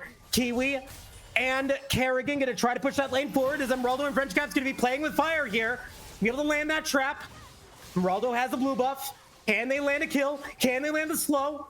No, it does look like they are going to be able to let Dorado Gaming to come out. French Caps landing another Orbit Deception. Kerrigan's going to go in. Shutdown lands. And Archercord, a little too confident, will give kills over to Dorado Gaming Gamma. My only question is, why do you feel the need to go for it? Really well played to outspace them from Dorado Gaming, get another kill and a shutdown onto Kerrigan there, who is now sitting at 2-1-1. That's awesome. I hate this. Wow. Okay. heat check moment there. Just as Zol decides to come in and watch his top laner do that.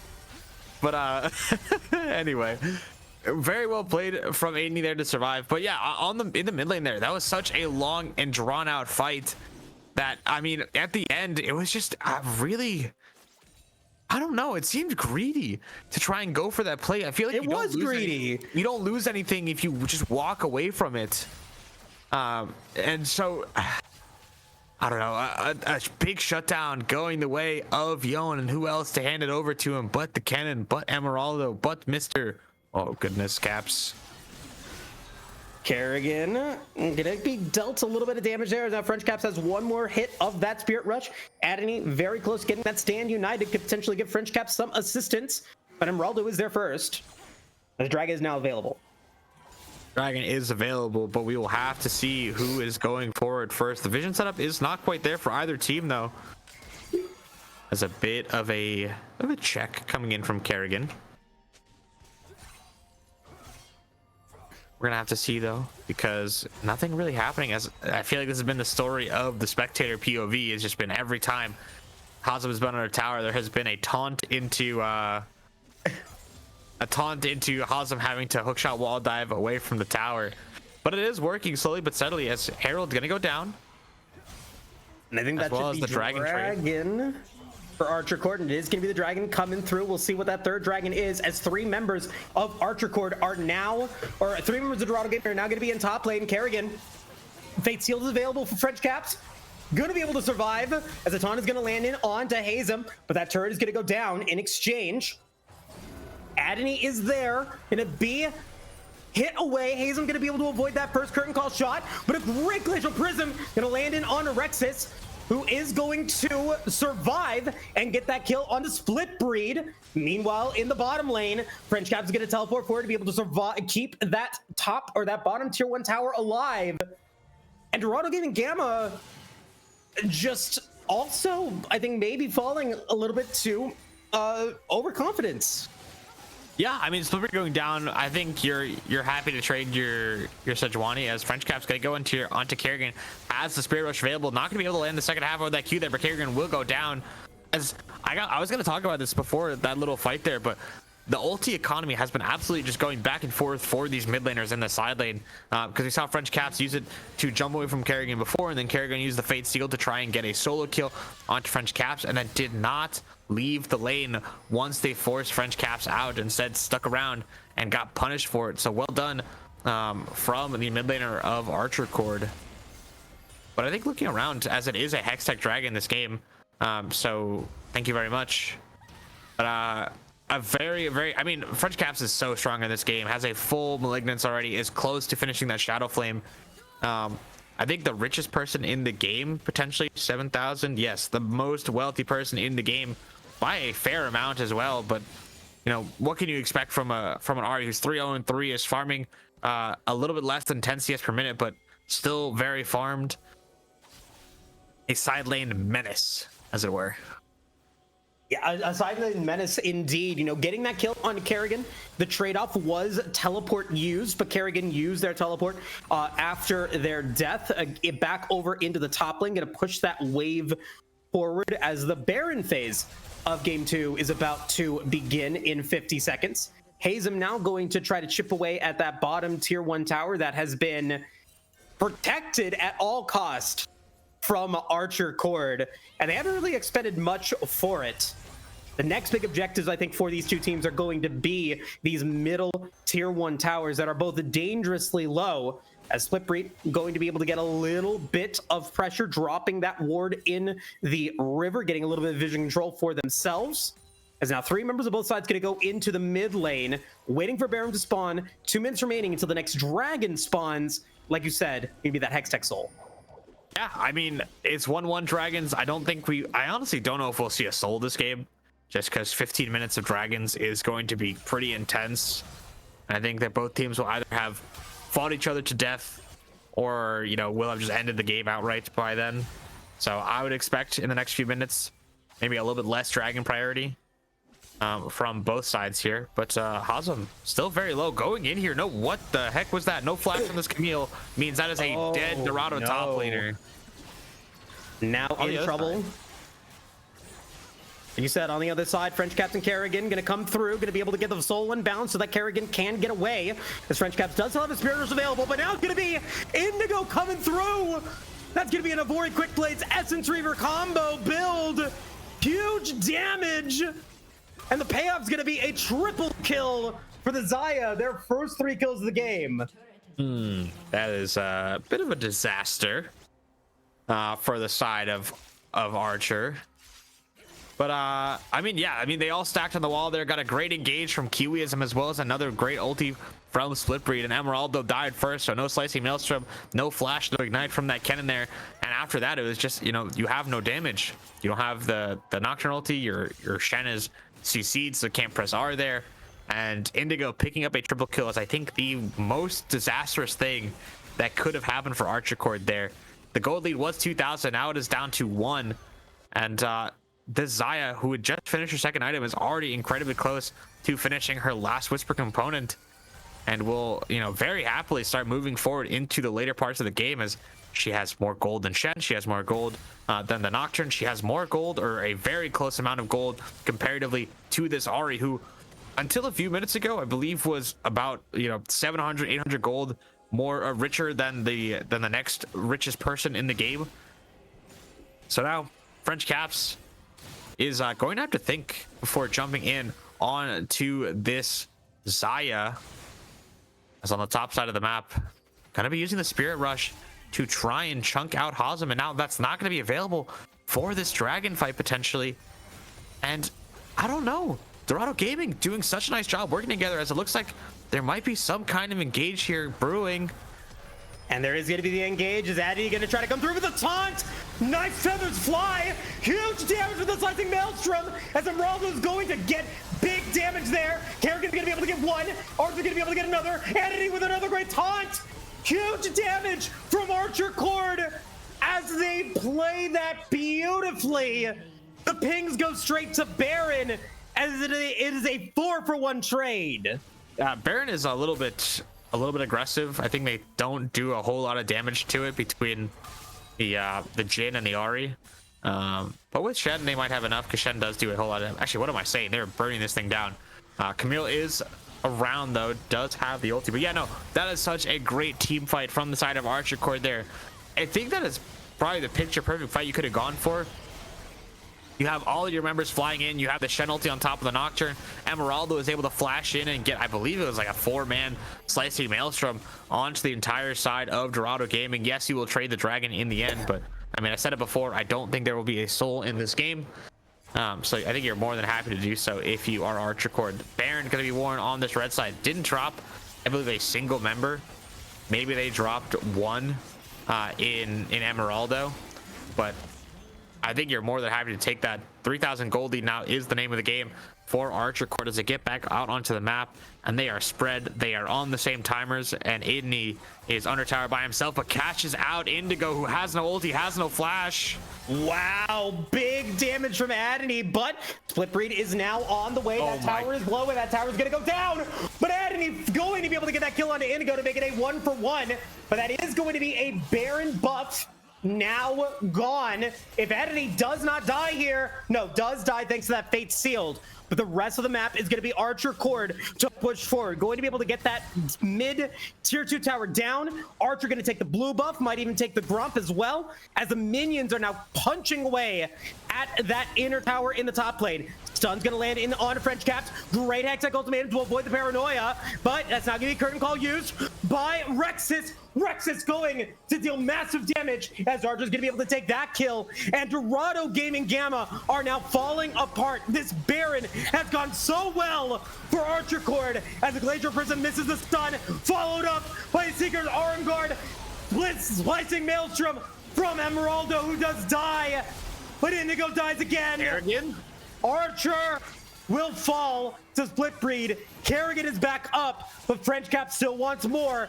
Will they be able to get that inhibitor? I don't know, but it still stands. Archercord, beautiful Baron power play.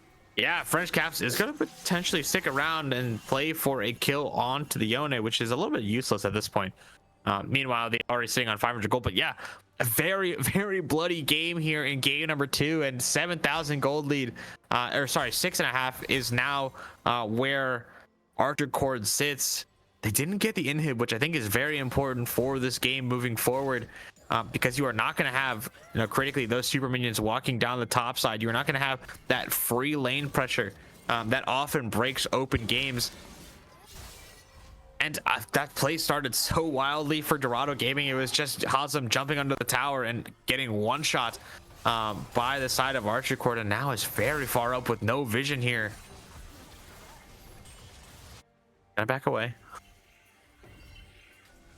Archer maybe in trouble, gonna go for the paranoia in on Indigo, who does not have the feathers fly. Indigo's gonna go down, the stun's gonna land from Adony, Fate Seal's gonna come through, but Kerrigan will fall as well. Baron power play is now gone. It felt like it lasted for an eternity, and this play is not over yet. Inner tower is now for the making for Archercord. They will be able to get it, and they are now looking to go for much more. Kiwi not gonna get hit by the stun. Glacial Prison lands as the curtain call is gonna come through, gonna land some damage in on the split free, but that inner tower is gonna fall. Oh, Marauder's gonna go down, but the stun is gonna land in on to Split Breed, and this could potentially be an end game situation if Archercord wants to go for it. It will at least be 2 inhibs, if not 3. You have Kerrigan and Indigo spawning in 8 seconds time. That's gonna be 2 going down now. No objectives on the map, so Archercord just gonna go for it. If they get this double inhib, it is going to be so hard now for the side of Dorado Gaming to take this game. And it's just been very well played, I think, from the side of Archercord. It was a little bit disastrous on the top side, but ever since then, Aideny has been doing such a nice job playing with Archnaut Nice, who found a great pick onto Indigo, who has just not been able to do much, has been, without Flash, has been without Featherstorm at critical moments in these fights. And, while they did get that triple kill, have not been able to make good use of it. 3 items on this Xayah, still very rich in the game state. But we will have to say, Dragon in a minute's time, all inhibs down for the side of Dorado Gaming. You do not need to be doing anything outside of your base for at least a minute when Baron spawns, but Kiwi... Oh no! French Cat's gonna go for that Spirit Rush. Might it have been a bait? The stun not gonna go on his Slippery. This French Cat's gonna get shut down. Paranoia is gonna pop. Gonna try to go for the Indigo. He's gonna go for the Feathers Fly. Adony gonna be able to get the taunt in on his Slippery. He's gonna be able to dash away. 2 members of Archercord now dead. Kerrigan very low. Will fall to Rexus. But Emeraldo will die now. Rexus gonna be in trouble by Hazem, who's gonna try to make the heroic play happen. And it's gonna be a 1-for-1, but Adony being the only one alive. Oh no! Could this be disaster for Archercord, as Dorado Gaming Gamma is gonna get the ace? Yeah, but they should lose at least 1 Nexus tower here. Look at the minions swarming in the base. I have only seen this once before, and that was when the side of FlyQuest won the finals. ValCS, they're gonna lose both towers. Oh, that is incredible. That is, oh no. That is game defining for Dorado Gaming, who saw victory in the jaws of defeat there with that fight win. It was so nice. It was so well played. But with the minions, with the double inhibs, with the sins of the past, they're going to become oh so vulnerable now to the whims of Archercord. And with the Baron spawning in 13 seconds time, I honestly don't know if you are even allowed to leave the base as Dorado Gaming. You have probably about 3 minutes left before those inhibs come back. You don't care about Dragon, but in those 3 minutes, they could take Baron, they could walk it down, and Archercord are looking so nice now. And yeah, Baron will be the go-to. And there's still about 2 minutes, a little bit over 2 minutes remaining until the top and mid inhibitors respawn. That bottom inhibitor going to spawn a little bit earlier than that, but still at least 2 minutes with double minion wave, or super minions coming in through all 3 lanes. And Archercord not even going to go for the reset. They are thinking that they can go for this end here now, Septi. Yeah, they're going to have, double super minions flowing into the base with the Baron buff. They are nigh unkillable. There has to be an early fight here from the side of Dorado Gaming if they want to even stand a chance. Do not let those super minions get anywhere close, because if you do, it'll be like game 1 where you just ignore the side of Archercord. Kerrigan gonna try and look for it. No, will not find it now. Kiwi gonna try to come through, gonna be able to land some damage in on Rexus. A lot of damage on Marauder, not able to land that ultimate, not able to go for a huge slicing maelstrom. No and way. 3 members of Dorado Gaming Gamma are still alive. Make it 4 as French Cap's gonna go golden.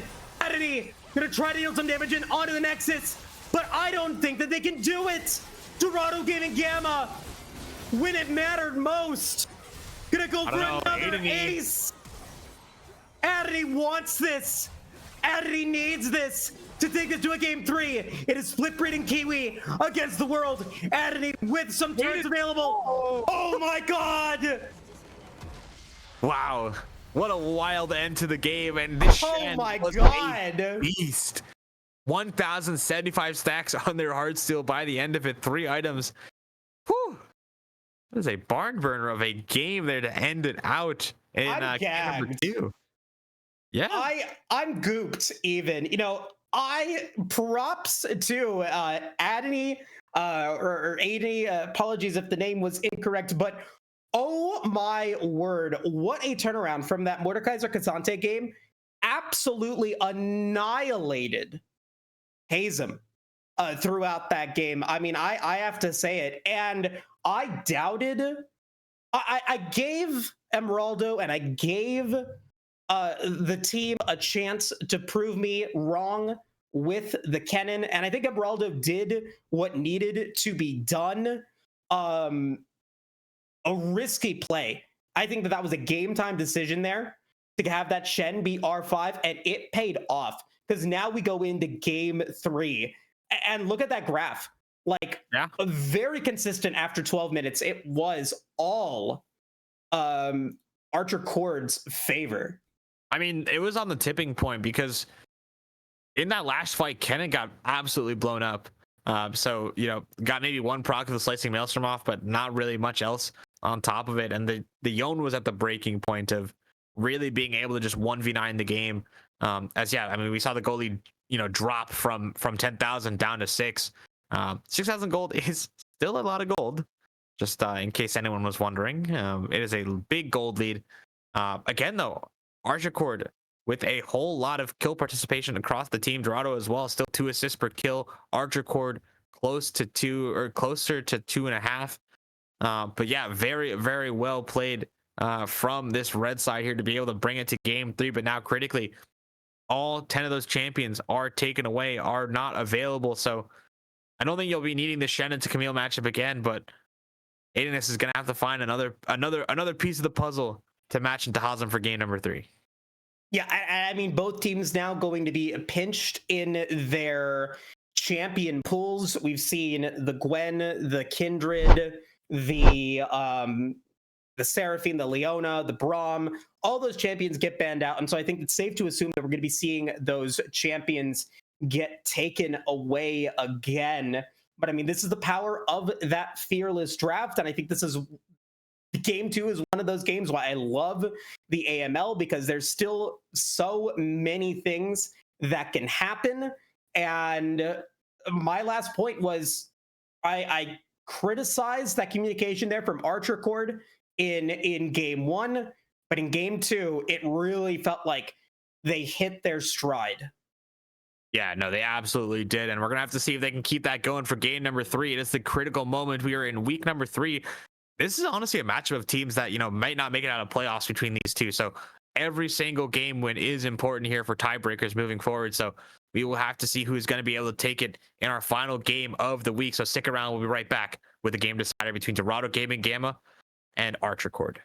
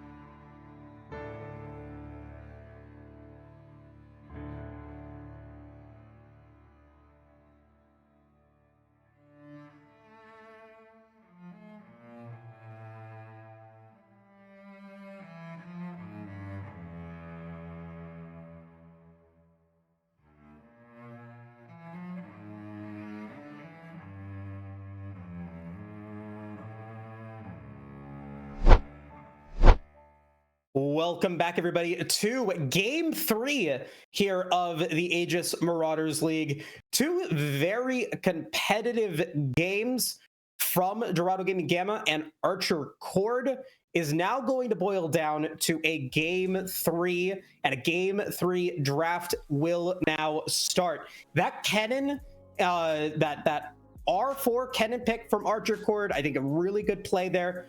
Worked out well for them. Not going to be available because of the Fearless draft, as well as side selection going to change. Maybe going to shake up the bans moving into this one. Yeah, I think it absolutely will. Although maybe not the bans per se, as once again the Thresh is targeted away by Archercord. My apologies. You can swap the sides, but you cannot swap the game strategies. But unless you're forced to, because again, we are fearless, so no picks from the previous two games will be allowed in this final feature. 20 picks taken away is going to be pretty critical. It's going to push people onto their third or fourth or even fifth options given bans. So we will have to see. It will be still Talia Thresh from the side of Archercord and Gwen taken away by Dorado Gaming Gamma. I'm curious to see if Dorado decide to opt for something else now that Yone is not in the game, now that Yone is unpickable, they get a ban back. So Gwen plus two others are going to be the key from them. I think we're going to see the Kindred ban again, unless they feel confident that they'll go for it. Udyr going to get taken away. So I think that Kindred does still have a lot of counters available in this meta, and could be difficult to operate, especially if it gets picked early. Now, in both games 1 and 2, we had the top laner and the support be the two final pickups for both teams. As the Kindred does get taken away, it is a J4 B1 pick, and you already know what I'm thinking here, Septi. Do I? Do you? I'm blanking for the moment. I go back to 2023 J4 Zeri. Potentially. I feel like we haven't seen Zeri too much in the recent history. I know it's been picked up. I know Quad played a bit of it at Worlds in mid lane, so we will have to see. But no, two premier picks, Nautilus and Leona, taken away by Dorado Gaming Gamma. Let's remember that a lot of those premier tank supports are already out of the game. The last one really being Braum, as you know, Nautilus, Leona, Rel, and Nautilus are all taken off the map. Well, I have to see. I mean, again, Archercord had a crazy pick in the Kennen support in the last game. They cannot pick it this time. But with Renekton picked, Cho'Gath will be the answer on that top side. I actually think that's a decent matchup for the Cho'Gath. You get so tanky, you get to heal off of the minions that you kill. And when push comes to shove, you're able to silence and do a whole lot of true damage to a champion like Leona as well, who is generally so tanky to magic physical damage, that being able to have such a high burst true damage spike is going to be really nice. And a combination that we see with Jarvan a fair amount is the Orianna. I do like it from Archercord. I think French Caps is going to be pretty decent at it. Remember, you get to lock them in, you get to use the shockwave on whoever Jarvan has in the cage, and so that is going to be the game plan for Archercord. Play for more Wombo. Yeah, but I mean, also because now you've indicated that we're going for this ball delivery system, we're going for this cataclysm, there are ways to be able to escape it. And Renekton and Leona both have ways to either initiate inside of it or get out of it. Now Silas as well could decide to go for their own shockwave or consume even cataclysm. So a good pickup here for Dorado Gaming in the mid lane. I think a good pickup in the game. I think giving Silas Cho'Gath ulti is always scary. It also means that now for your support and for your AD carry, you cannot give them value ultimates. Vayne taken away, as there already is a whole lot of beef on the side of Archercord. Caitlyn as well banned by Dorado Gaming. I don't know how I feel about this. Purely because I feel like Caitlyn struggles into Silas, Leona, and Renekton. Maybe you're just playing it because Caitlyn is able to put traps down and can zone control well. Maybe you're just worried about the Wombo combo of just like holding down the zone. And yeah, Dorado Gaming Gamma got to ban the Braum. And you know what? I just realized that this could be a Cho'Gath support in a crazy world. Into for Leona. Sure. It's not quite the same as we've seen in the past with Sejuani support, but it still is an off meta pick that I feel like we could see from Emeraldo. I've seen some crazy things tonight, and that for sure could be one of them, especially when you might opt for a different pick into the Renekton.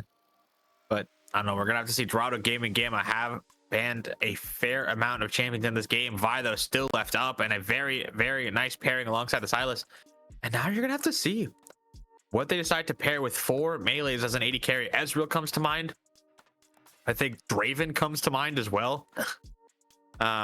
And potentially maybe a Sivir or a Samira. Not really too sure what Dorado Gaming are angling for here, though. Jinx. Hovered could potentially, it does have some good range if you are able to land multiple people into that Cataclysm. Big damage available, and Super Mega Death Rocket, those resets could come in. Does still have some problems. If you get hit by that cease and desist, you get dove upon, you're immediately dead. Cleanse cannot save you. And now Archercord gonna have to go for that final pickup. Is it gonna be that Cho'Gath support? Instead, it's gonna be the Lulu. Hovered. I mean, I like Jinx Lulu. A little bit slow start, but if you're able to get going, you can carry games if you're successful.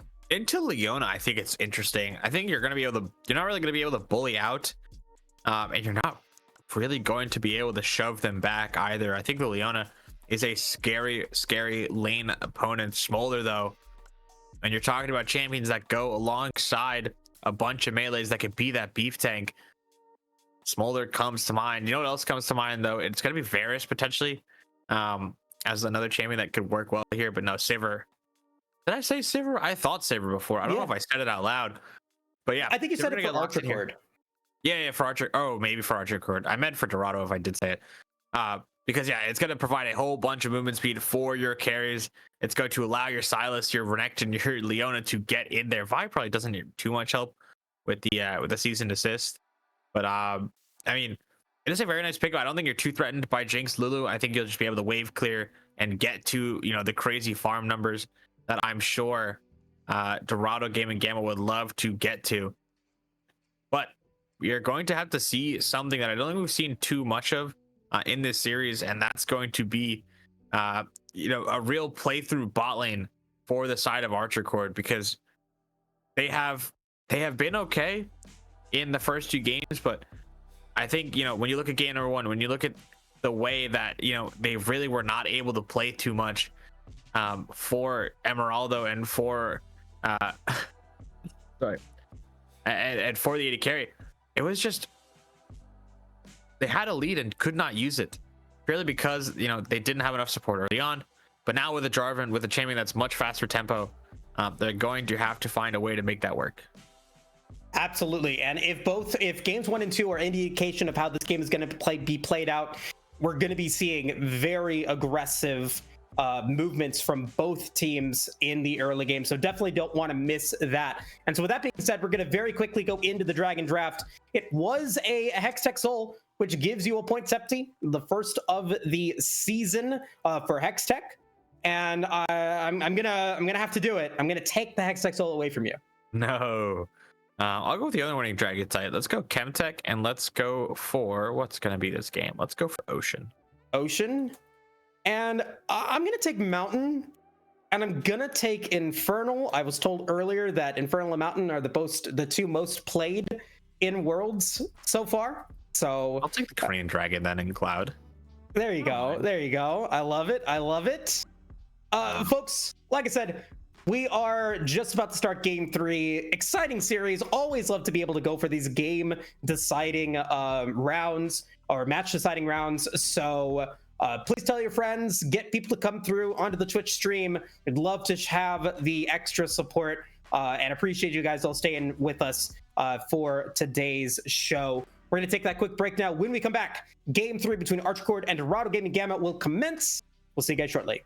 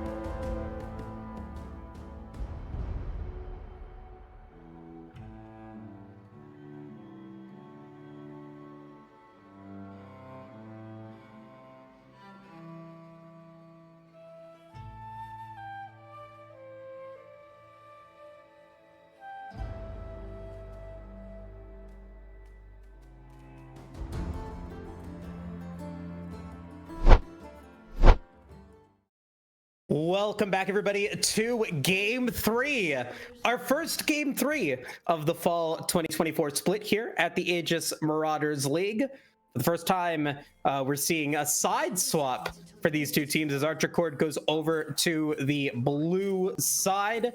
They've got that J4 waiting in the wings. How has Archer done as a jungler so far here in the AML? I think in game 2 is playing fairly nicely with their top laner there. Definitely had the trust that their Shen was going to press R in time, but now with the swap sides, it's going to be a whole nother bag of trust with regards to your mid laner, you know, being able to use the shockwave at a proper timing, where you're able to get the cataclysm as well as shockwave, grouping them together. We'll have to see. There is a lot of wombo. There is a fairly well-constructed composition, I think, on the blue side. I think on the red side, though, there will be a whole lot of skirmishing throughout this entire game. I imagine Kerrigan is going to be in the face of French caps. And same on the top side with Hazem on the Renekton. But this is what we'd like to see. This is the reason we have Fearless, is to see people reach into the bag and find the picks that we might not have otherwise seen. Okay, is Phase Rush going to get used there by French caps? Not opting to go for like an Airy or an Arcane Comet, you know, going for that Phase Rush instead, getting that extra movement speed available. We'll see how that, you know, responds to in the early game. But going to your point, it's been scrappy in the early game for these two mid laners, but the jungle presence has not resulted in kills. Not at least until the 10-minute mark, and so it's been relatively just an island here on the Rift. Yeah, this is a great trade from Hazem. I think Aiden is very much so in kill range on the top side. This Shogath is getting. Oh, Adony, no! After a really stellar game on that Shen, like you were talking about, you know, not maybe respecting the numbers there. And speaking of, French Cap's going to be able to avoid the abductant of Scond. Nicely done avoiding that, but did have to use Flash. And that's both summoner spells now used for Adony, and that summoner spell down in the top lane. I'm expecting a lot of presence from Splitbreed in those two lanes. Yeah, picture perfect Flash from French Caps, but also no Flash is blown from either player on the side of Dorado Gaming, so I expect that Splitbreed will be able to make a return to this lane at some point, potentially once French Caps is maybe a little bit more chunked than they are currently. But I mean, a great play, great pressure, great transition gank is only going to be behind a little bit of tempo, but also will be back on the map at a perfect timer to potentially capitalize on Aiden not having the wave where they want it to go, because yeah, that top wave is not in yet. Danger pings going onto the top river as Hazem pinging to try and play for the wave. TP coming in now from French Cap, so early TP used by the Archer mid laner. Oh, not again. Oh, and now we got to play in on Adony. This time, no Flash. You are dead to rights. Gonna try to get a CS. We'll be able to get it, but we'll probably die under tower, and will indeed do so. Gonna get another nice knock up there, but I mean, this is not the start that Archercord needs in the top lane. No, this is probably the worst outcome that they could have had. Hazem, you know, was able to base, was able to walk out with a buy, didn't have to use TP.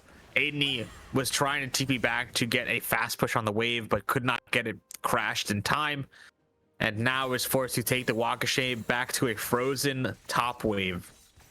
Down items, down XP, down kills. It is a rough time to be a dinosaur on the Rift. But unless your name is Hazem. But I guess Hazem is a crocodile, and I'm sure the crocodiles are some kind of dinosaur. You know, aside, you know, sorry, dinosaur I'm not a paleontologist. My apologies. Oh, Hazem going to be able to use a nice dice to be able to avoid the knock up there. And unfortunately for Adony, Archer is not available, and now Adony might go for their third death. Does have the Jordan Shield to get a little bit of extra health back, but it is going to be too little too late, and Archer doesn't even want to try go for it. Adony get it for Hazem.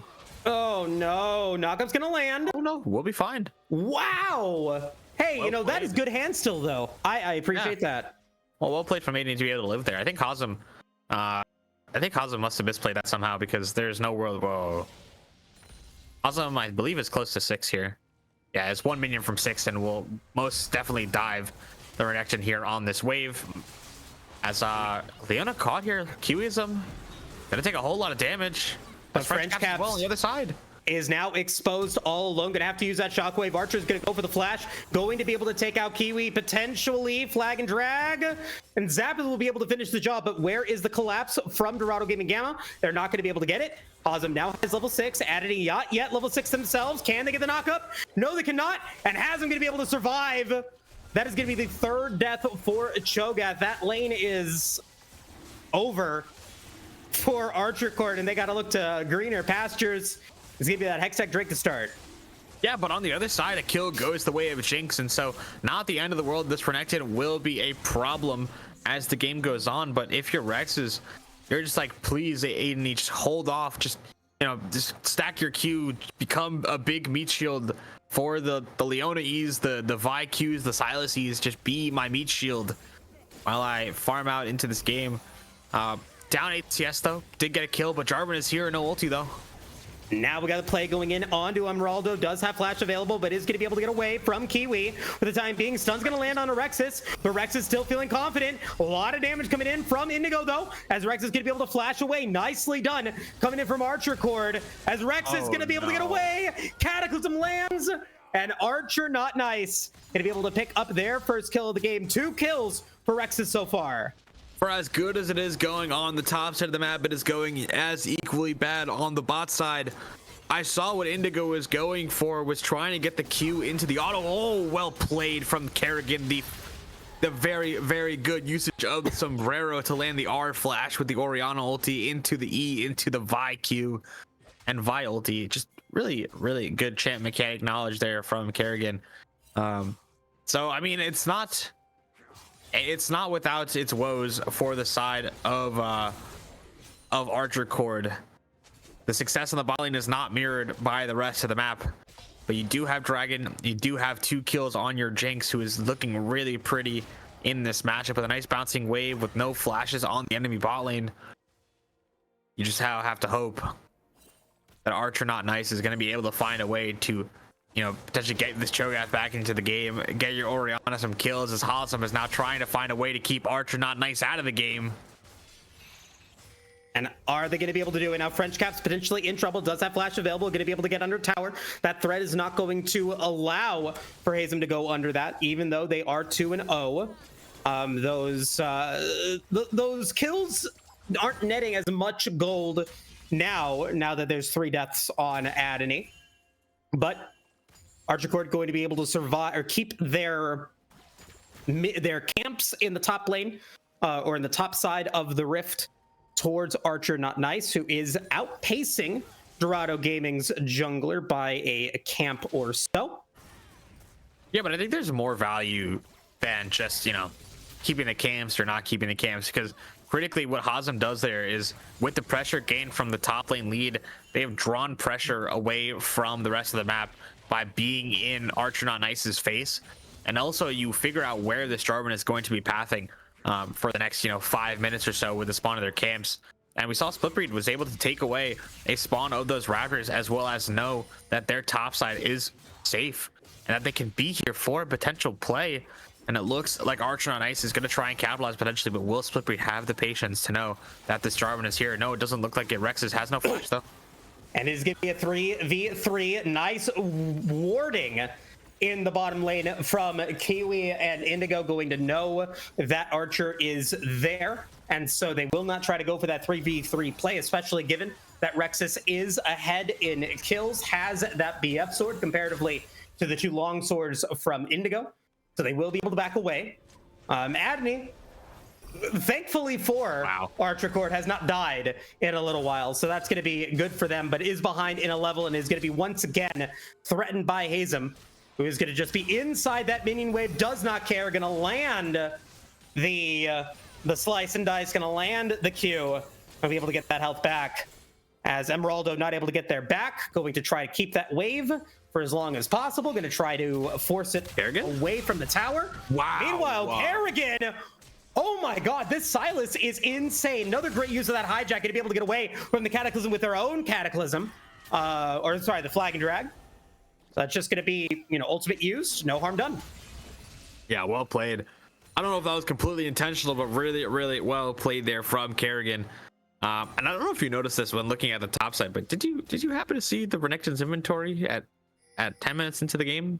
That is a Black Cleaver. Yeah. And now Archer not nice. Gonna be able to get a good bit of healing back with the season. This is there. And Splippery's gonna get a double kill. So Megadeth Rocket does not land. And here comes Kerrigan. French Caps is coming in. Nice! Wild growth from Emeraldo. French Cap's gonna get a beautiful flash. Can they get away as Kerrigan, Hazem, and Slippery are also low?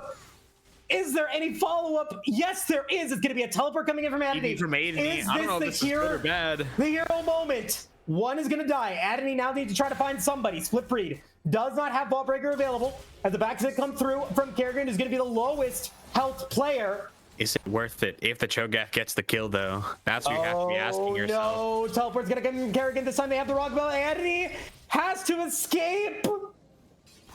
Oh, and this is just a clown fiesta here, Septi. I am so sad for this Cho'Gath who has just been bullied this entire game. Kerrigan, no. Flash, maybe? No? Okay, never mind. Not gonna flash. Very, very close there. Not enough damage there to feast on the Cho'Gath. But on the bot side, it is, if you drew a line down the middle of the map, I would think the bot side is very boring and the top side is a clown fiesta. As Hazem, you gotta be careful here because you are within feast range, I believe, or very close to it. As yeah, Grove's gonna go the way of Dorado Gaming here, so the split push from this Renekton will get even stronger.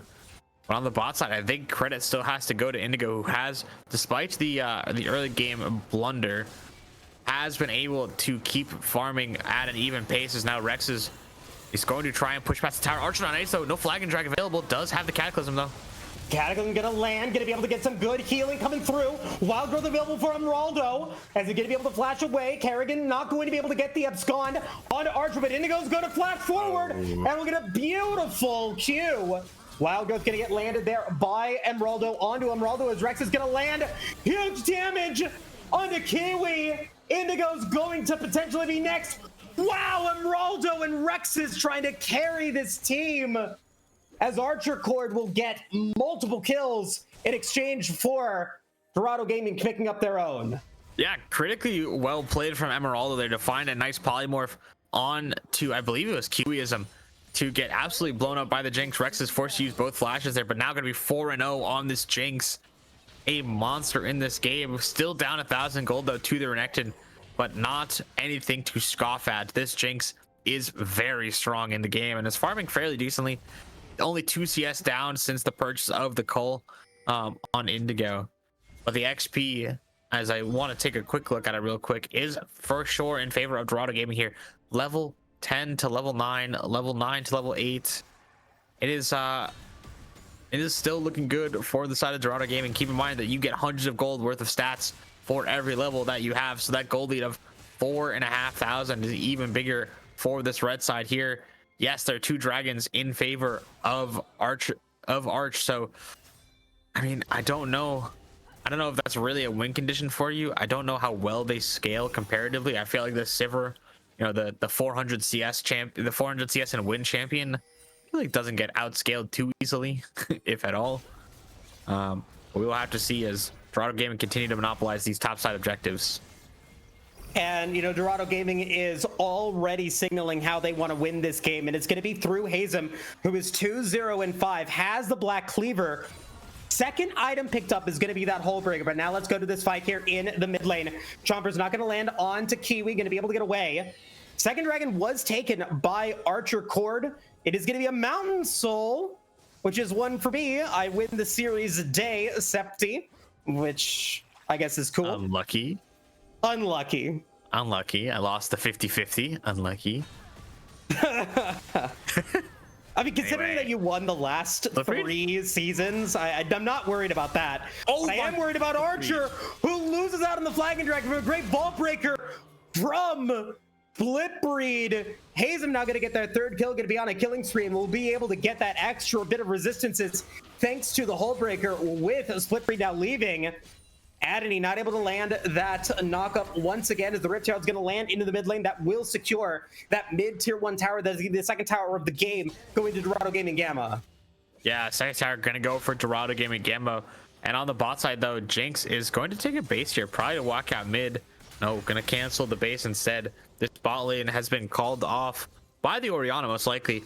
But yeah, Hazem with this Hull Breaker is going to really, if he was a problem before, he's going to be an even bigger problem moving forward. 6 grubs, a Hull Breaker, 3-0-5. As TP coming in, it is French Caps, but I don't know if there's really a play here. It's sort of just the denial TP to stop what was an impending dive from Kerrigan, from Kiwi, from Splitbreed, as now Cho'Gath going to come back to the top side and try and push Hazem off once more. Yeah, that teleport didn't really do much of anything. Hazem gonna still be fine, you know, still has dominance available, has 50 rage, so will not really care what Addy's trying to do. Not even a full item completed on this Cho'Gath, with 25 seconds remaining until the dragon spawns. With both teleports used by Archercord, this means that Dorado Gaming Gamma has the advantage moving in to this dragon fight, but they might try to go for a bigger prize, that being that inner tower in the top lane, and they will be able to get out Antony, so that is exposed as the dragon now spawns. Yeah, Kerrigan opting to hold on. Indigo getting cataclysm onto your flag and drag, though, as well, on top of Indigo, who gets absolutely blown up by the quad man stack of this Archercord side, and Dragon will be on the table now. No Indigo means no AD carry, but Hazem has other plans, trying to go for the top inhib already. They say, you can have the dragon, we will take the win. But Hazem now gonna be able to knock down this tower finally, with Kerrigan arriving. Can French Caps respond to Hazem and Kerrigan now moving forward? That is a 6 Void Grub advantage as well for Dorado Gaming Gamma. They are easily able to take out the inhibitor towers in the top lane and in the mid lane. And now Archer going to get caught out. The Vault Breaker not going to land, but the Flag and Dragon going to be able to get them out. Flash had to be used. I don't know if Archer realized that they were the ones that were caught there, not the other way around, but safe nonetheless from the impending fight there. Yeah, I mean, taking a base, it's currently 8,000 gold now in favor of Dorado Gaming Gamma here. It is a tidy game so far. Yes, it is only 6-12, but I think it has been a tidy 6-12 with only, you know, a couple misplays on the bot side. As Kerrigan now, you are not in position, my friend. And now could potentially Adity be able to get their first kill of the game. They want it. Oh, Flash for Flash, gonna be able to get away. No kills for them. Yeah, I mean, good. I mean, Flash for Flash. Kerrigan gets the flash from Adony, and so will not be able to use that to flash feast someone later. And Kerrigan, I believe, has also quietly been stacking Cho'Gath stacks as well. Probably only has 1 feast stack. I believe he used one earlier as well, so maybe just let one time out at some point. As Rex's is going to try and contest the red buff to no avail. Yeah, I mean, this is sort of how it's going to go. They just kind of start completely owning the bot side jungle and the top side jungle of Arch Not Nice, and Hazem will just rule the land as the Crocodile King. And we are, 20 minutes into the game. There is still a way that Archercord wins, but that reality is closing in. Oh. As Dorado Gaming Gamma has so many paths to victory here. The one path that I see for Archercord is this 4-kill Jinx with an Infinity Edge available. Is still, very, very powerful if they are able to get into a team fight against them. I'm in pain, Moose. You're in pain. Why? Because I just saw that we completed a 19-minute Heartsteel. Oh, goodness me. So Hazem actually gonna get potentially jumped on here as the second dice. Yeah, No Hazem flash does to have Feast flash here. available. Feast is available for Adney. Can't get in because of the Cataclysm. Can Hazem survive? Probably not. Oh, Emeraldo going to be able to find them, going to be able to get the Well, at slow least from the Rex is- zap. The exhaust is going to get used, and that shutdown's going to on land. the other side. Yeah, I think that's a fair trade. I think Baron for Crocodile very good. They're gonna get that bot tower though, so it will be a bounty besides the Renekton going the way of this blue side here. But it is going to be a well worth trade, I feel, for the side of Dorado Gaming Gamma. You get a kill, you get the Baron, and you're really gonna be able to start owning the map. You're gonna be able to push the waves, and this Renekton is gonna be able to come back onto the map. No Baron buff. But we'll have, I believe, about the same amount of pressure as a wave with Baron anyway, just given how strong this champion has been in this game. And the reason I knocked the Heartsteel so late is because it takes so long to stack it in a game that buying it so late makes it almost, have no value as Teleport's going to come forward. Shockwave's going to land in onto Kerrigan. His French Cap's going to try to be able to get out, going to be able to flash forward, and Marauder is there. Adney is coming through, trying to go for the Grom, but can't complete it. Can they drop the feast in time? Going to be able to get a knock up? No. Will go down. Meanwhile, in the mid lane, Indigo's going to get targeted by Archer, who's going to be able to flash away. And now Rexus trying to be able to get that kill. Will be able to get it. Does get the reset. Is going to be able to get away from Hazem and Kiri, but Archer is going to die. That is going to be 4 kills for Archercord. And the Jinx is still alive. Are they going to be able to get back in time to save the Nexus? they have a minion and a TP on Silas, so there is a world where if they really wanted to go for the end, they could try it, but no, it looks like they're going to go for 2 inhibs instead, which I think is a fair trade. It's sort of the safer option, and you get to do to them what they did to you, or sorry, you get to do it again what you did to them last game with all the wild and crazy, or no, it was sorry, what am I saying? Archercord. It was Archercord, but it was Dorado Gaming in game 1 that went for 2. correct. Archercord, you get to do what Archercord did to you in game number 2, and really start sending the super minions into their base. And now at 22 minutes into the game, it will be Dorado going for their first dragon. Although when you're against a Cho'Gath, there is a world where it gets flash feasted from you, and it seems as though Dorado Gaming are aware of that world. Yeah, but no flash available from Adney yet, and with Indigo putting in that damage, Slippery with the smite, they should be able to secure that one with relative ease. 30 seconds remaining for the Baron as Adney's going to get hit by the Abscond. Feast going to be used once again, as Kerrigan could try to pick that up. Kiwi is going to be there, not going to land at the Zenith, or doesn't use the Zenith to play, so has that available. Baron's still up for 19 seconds, so that inner tower is not going to be long for this world, and they will be able to pick that up. But will they be able to get that last inhibitor tower? I don't know if they'll be able to do it before Baron ends, but they are going to be threatening it, as Emeraldo going to be able to avoid the Abscond thanks to the minion wave.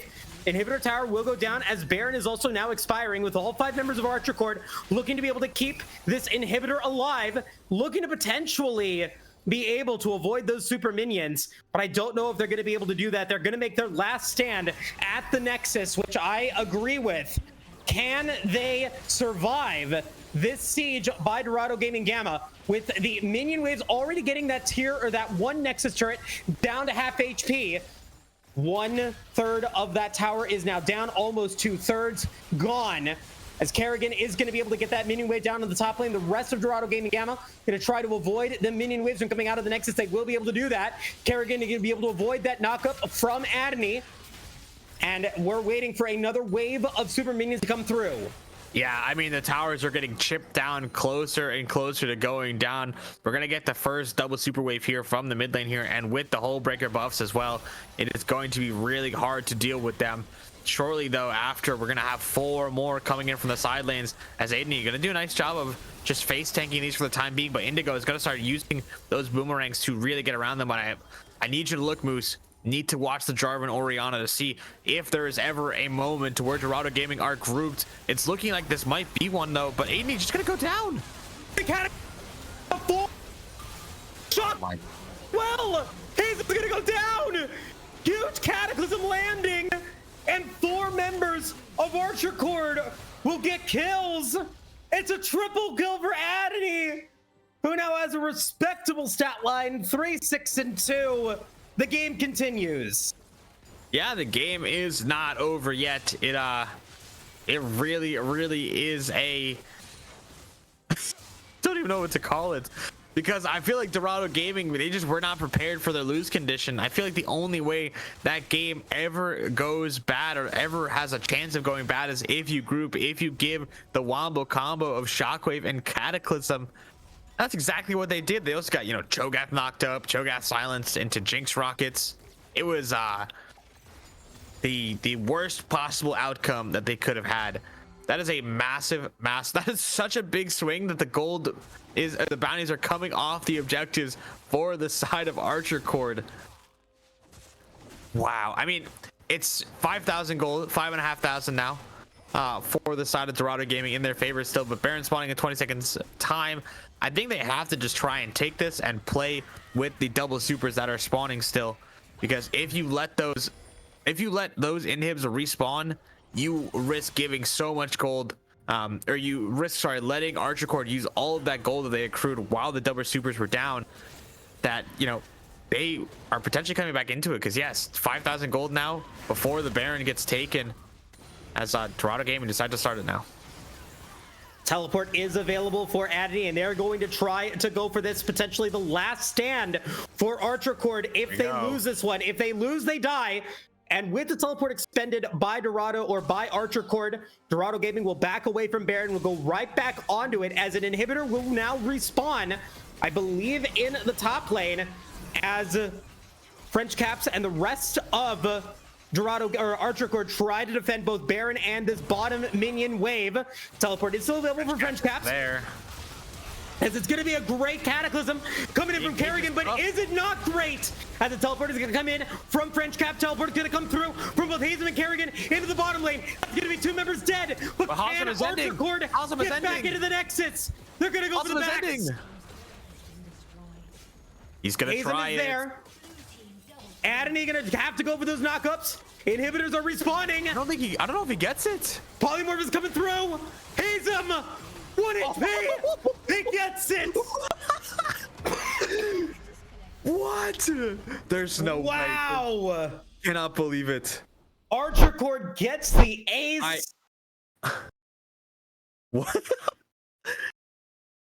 Wow, what an exciting series. That is certainly one way for it to end.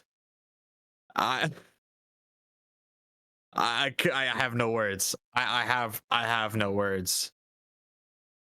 All right, well, I'll give you some words. Okay, I'll please say it again. Enlighten me, please. Great series, and once Archercord was able to group up, we only had 2 team fights really in that game, and both of them went the gold swing Archercord into Archercord's favor.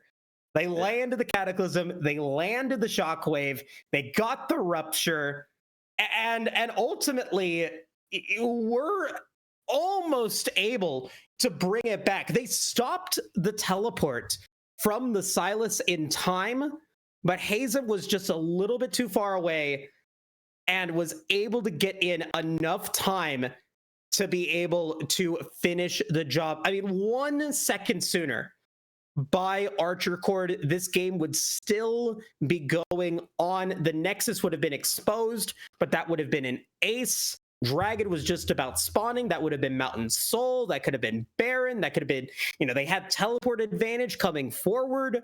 So an exciting finish to this series, but Hazem's dominance in the early game prevailed and gave Dorado Gaming Gamma this series win.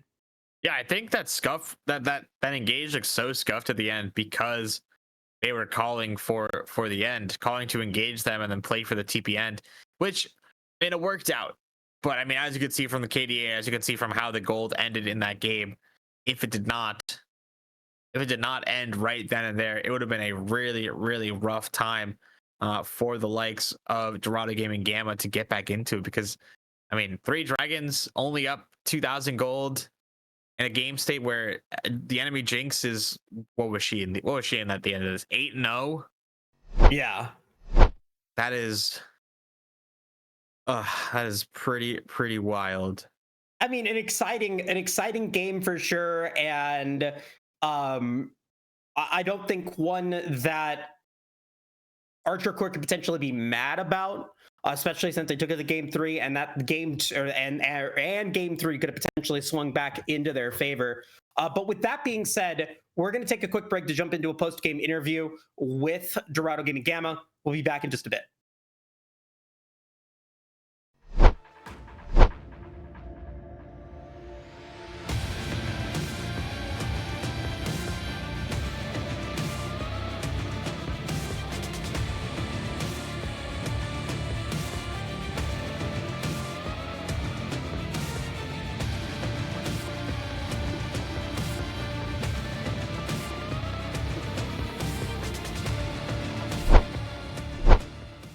Hello, everyone. We're back. Apologies for that. Unfortunately, not going to be able to do a post-game interview. Really apologize about that. But thank you guys again so much for watching. If there is a rated stream, we will do that. Please don't hesitate to join the Discord and follow the Twitch to stay up to date on all of the exciting Aegis esports content that is moving forward. And with that being said, thanks again so much for watching. And we will see you guys next week for week 4. See you guys later.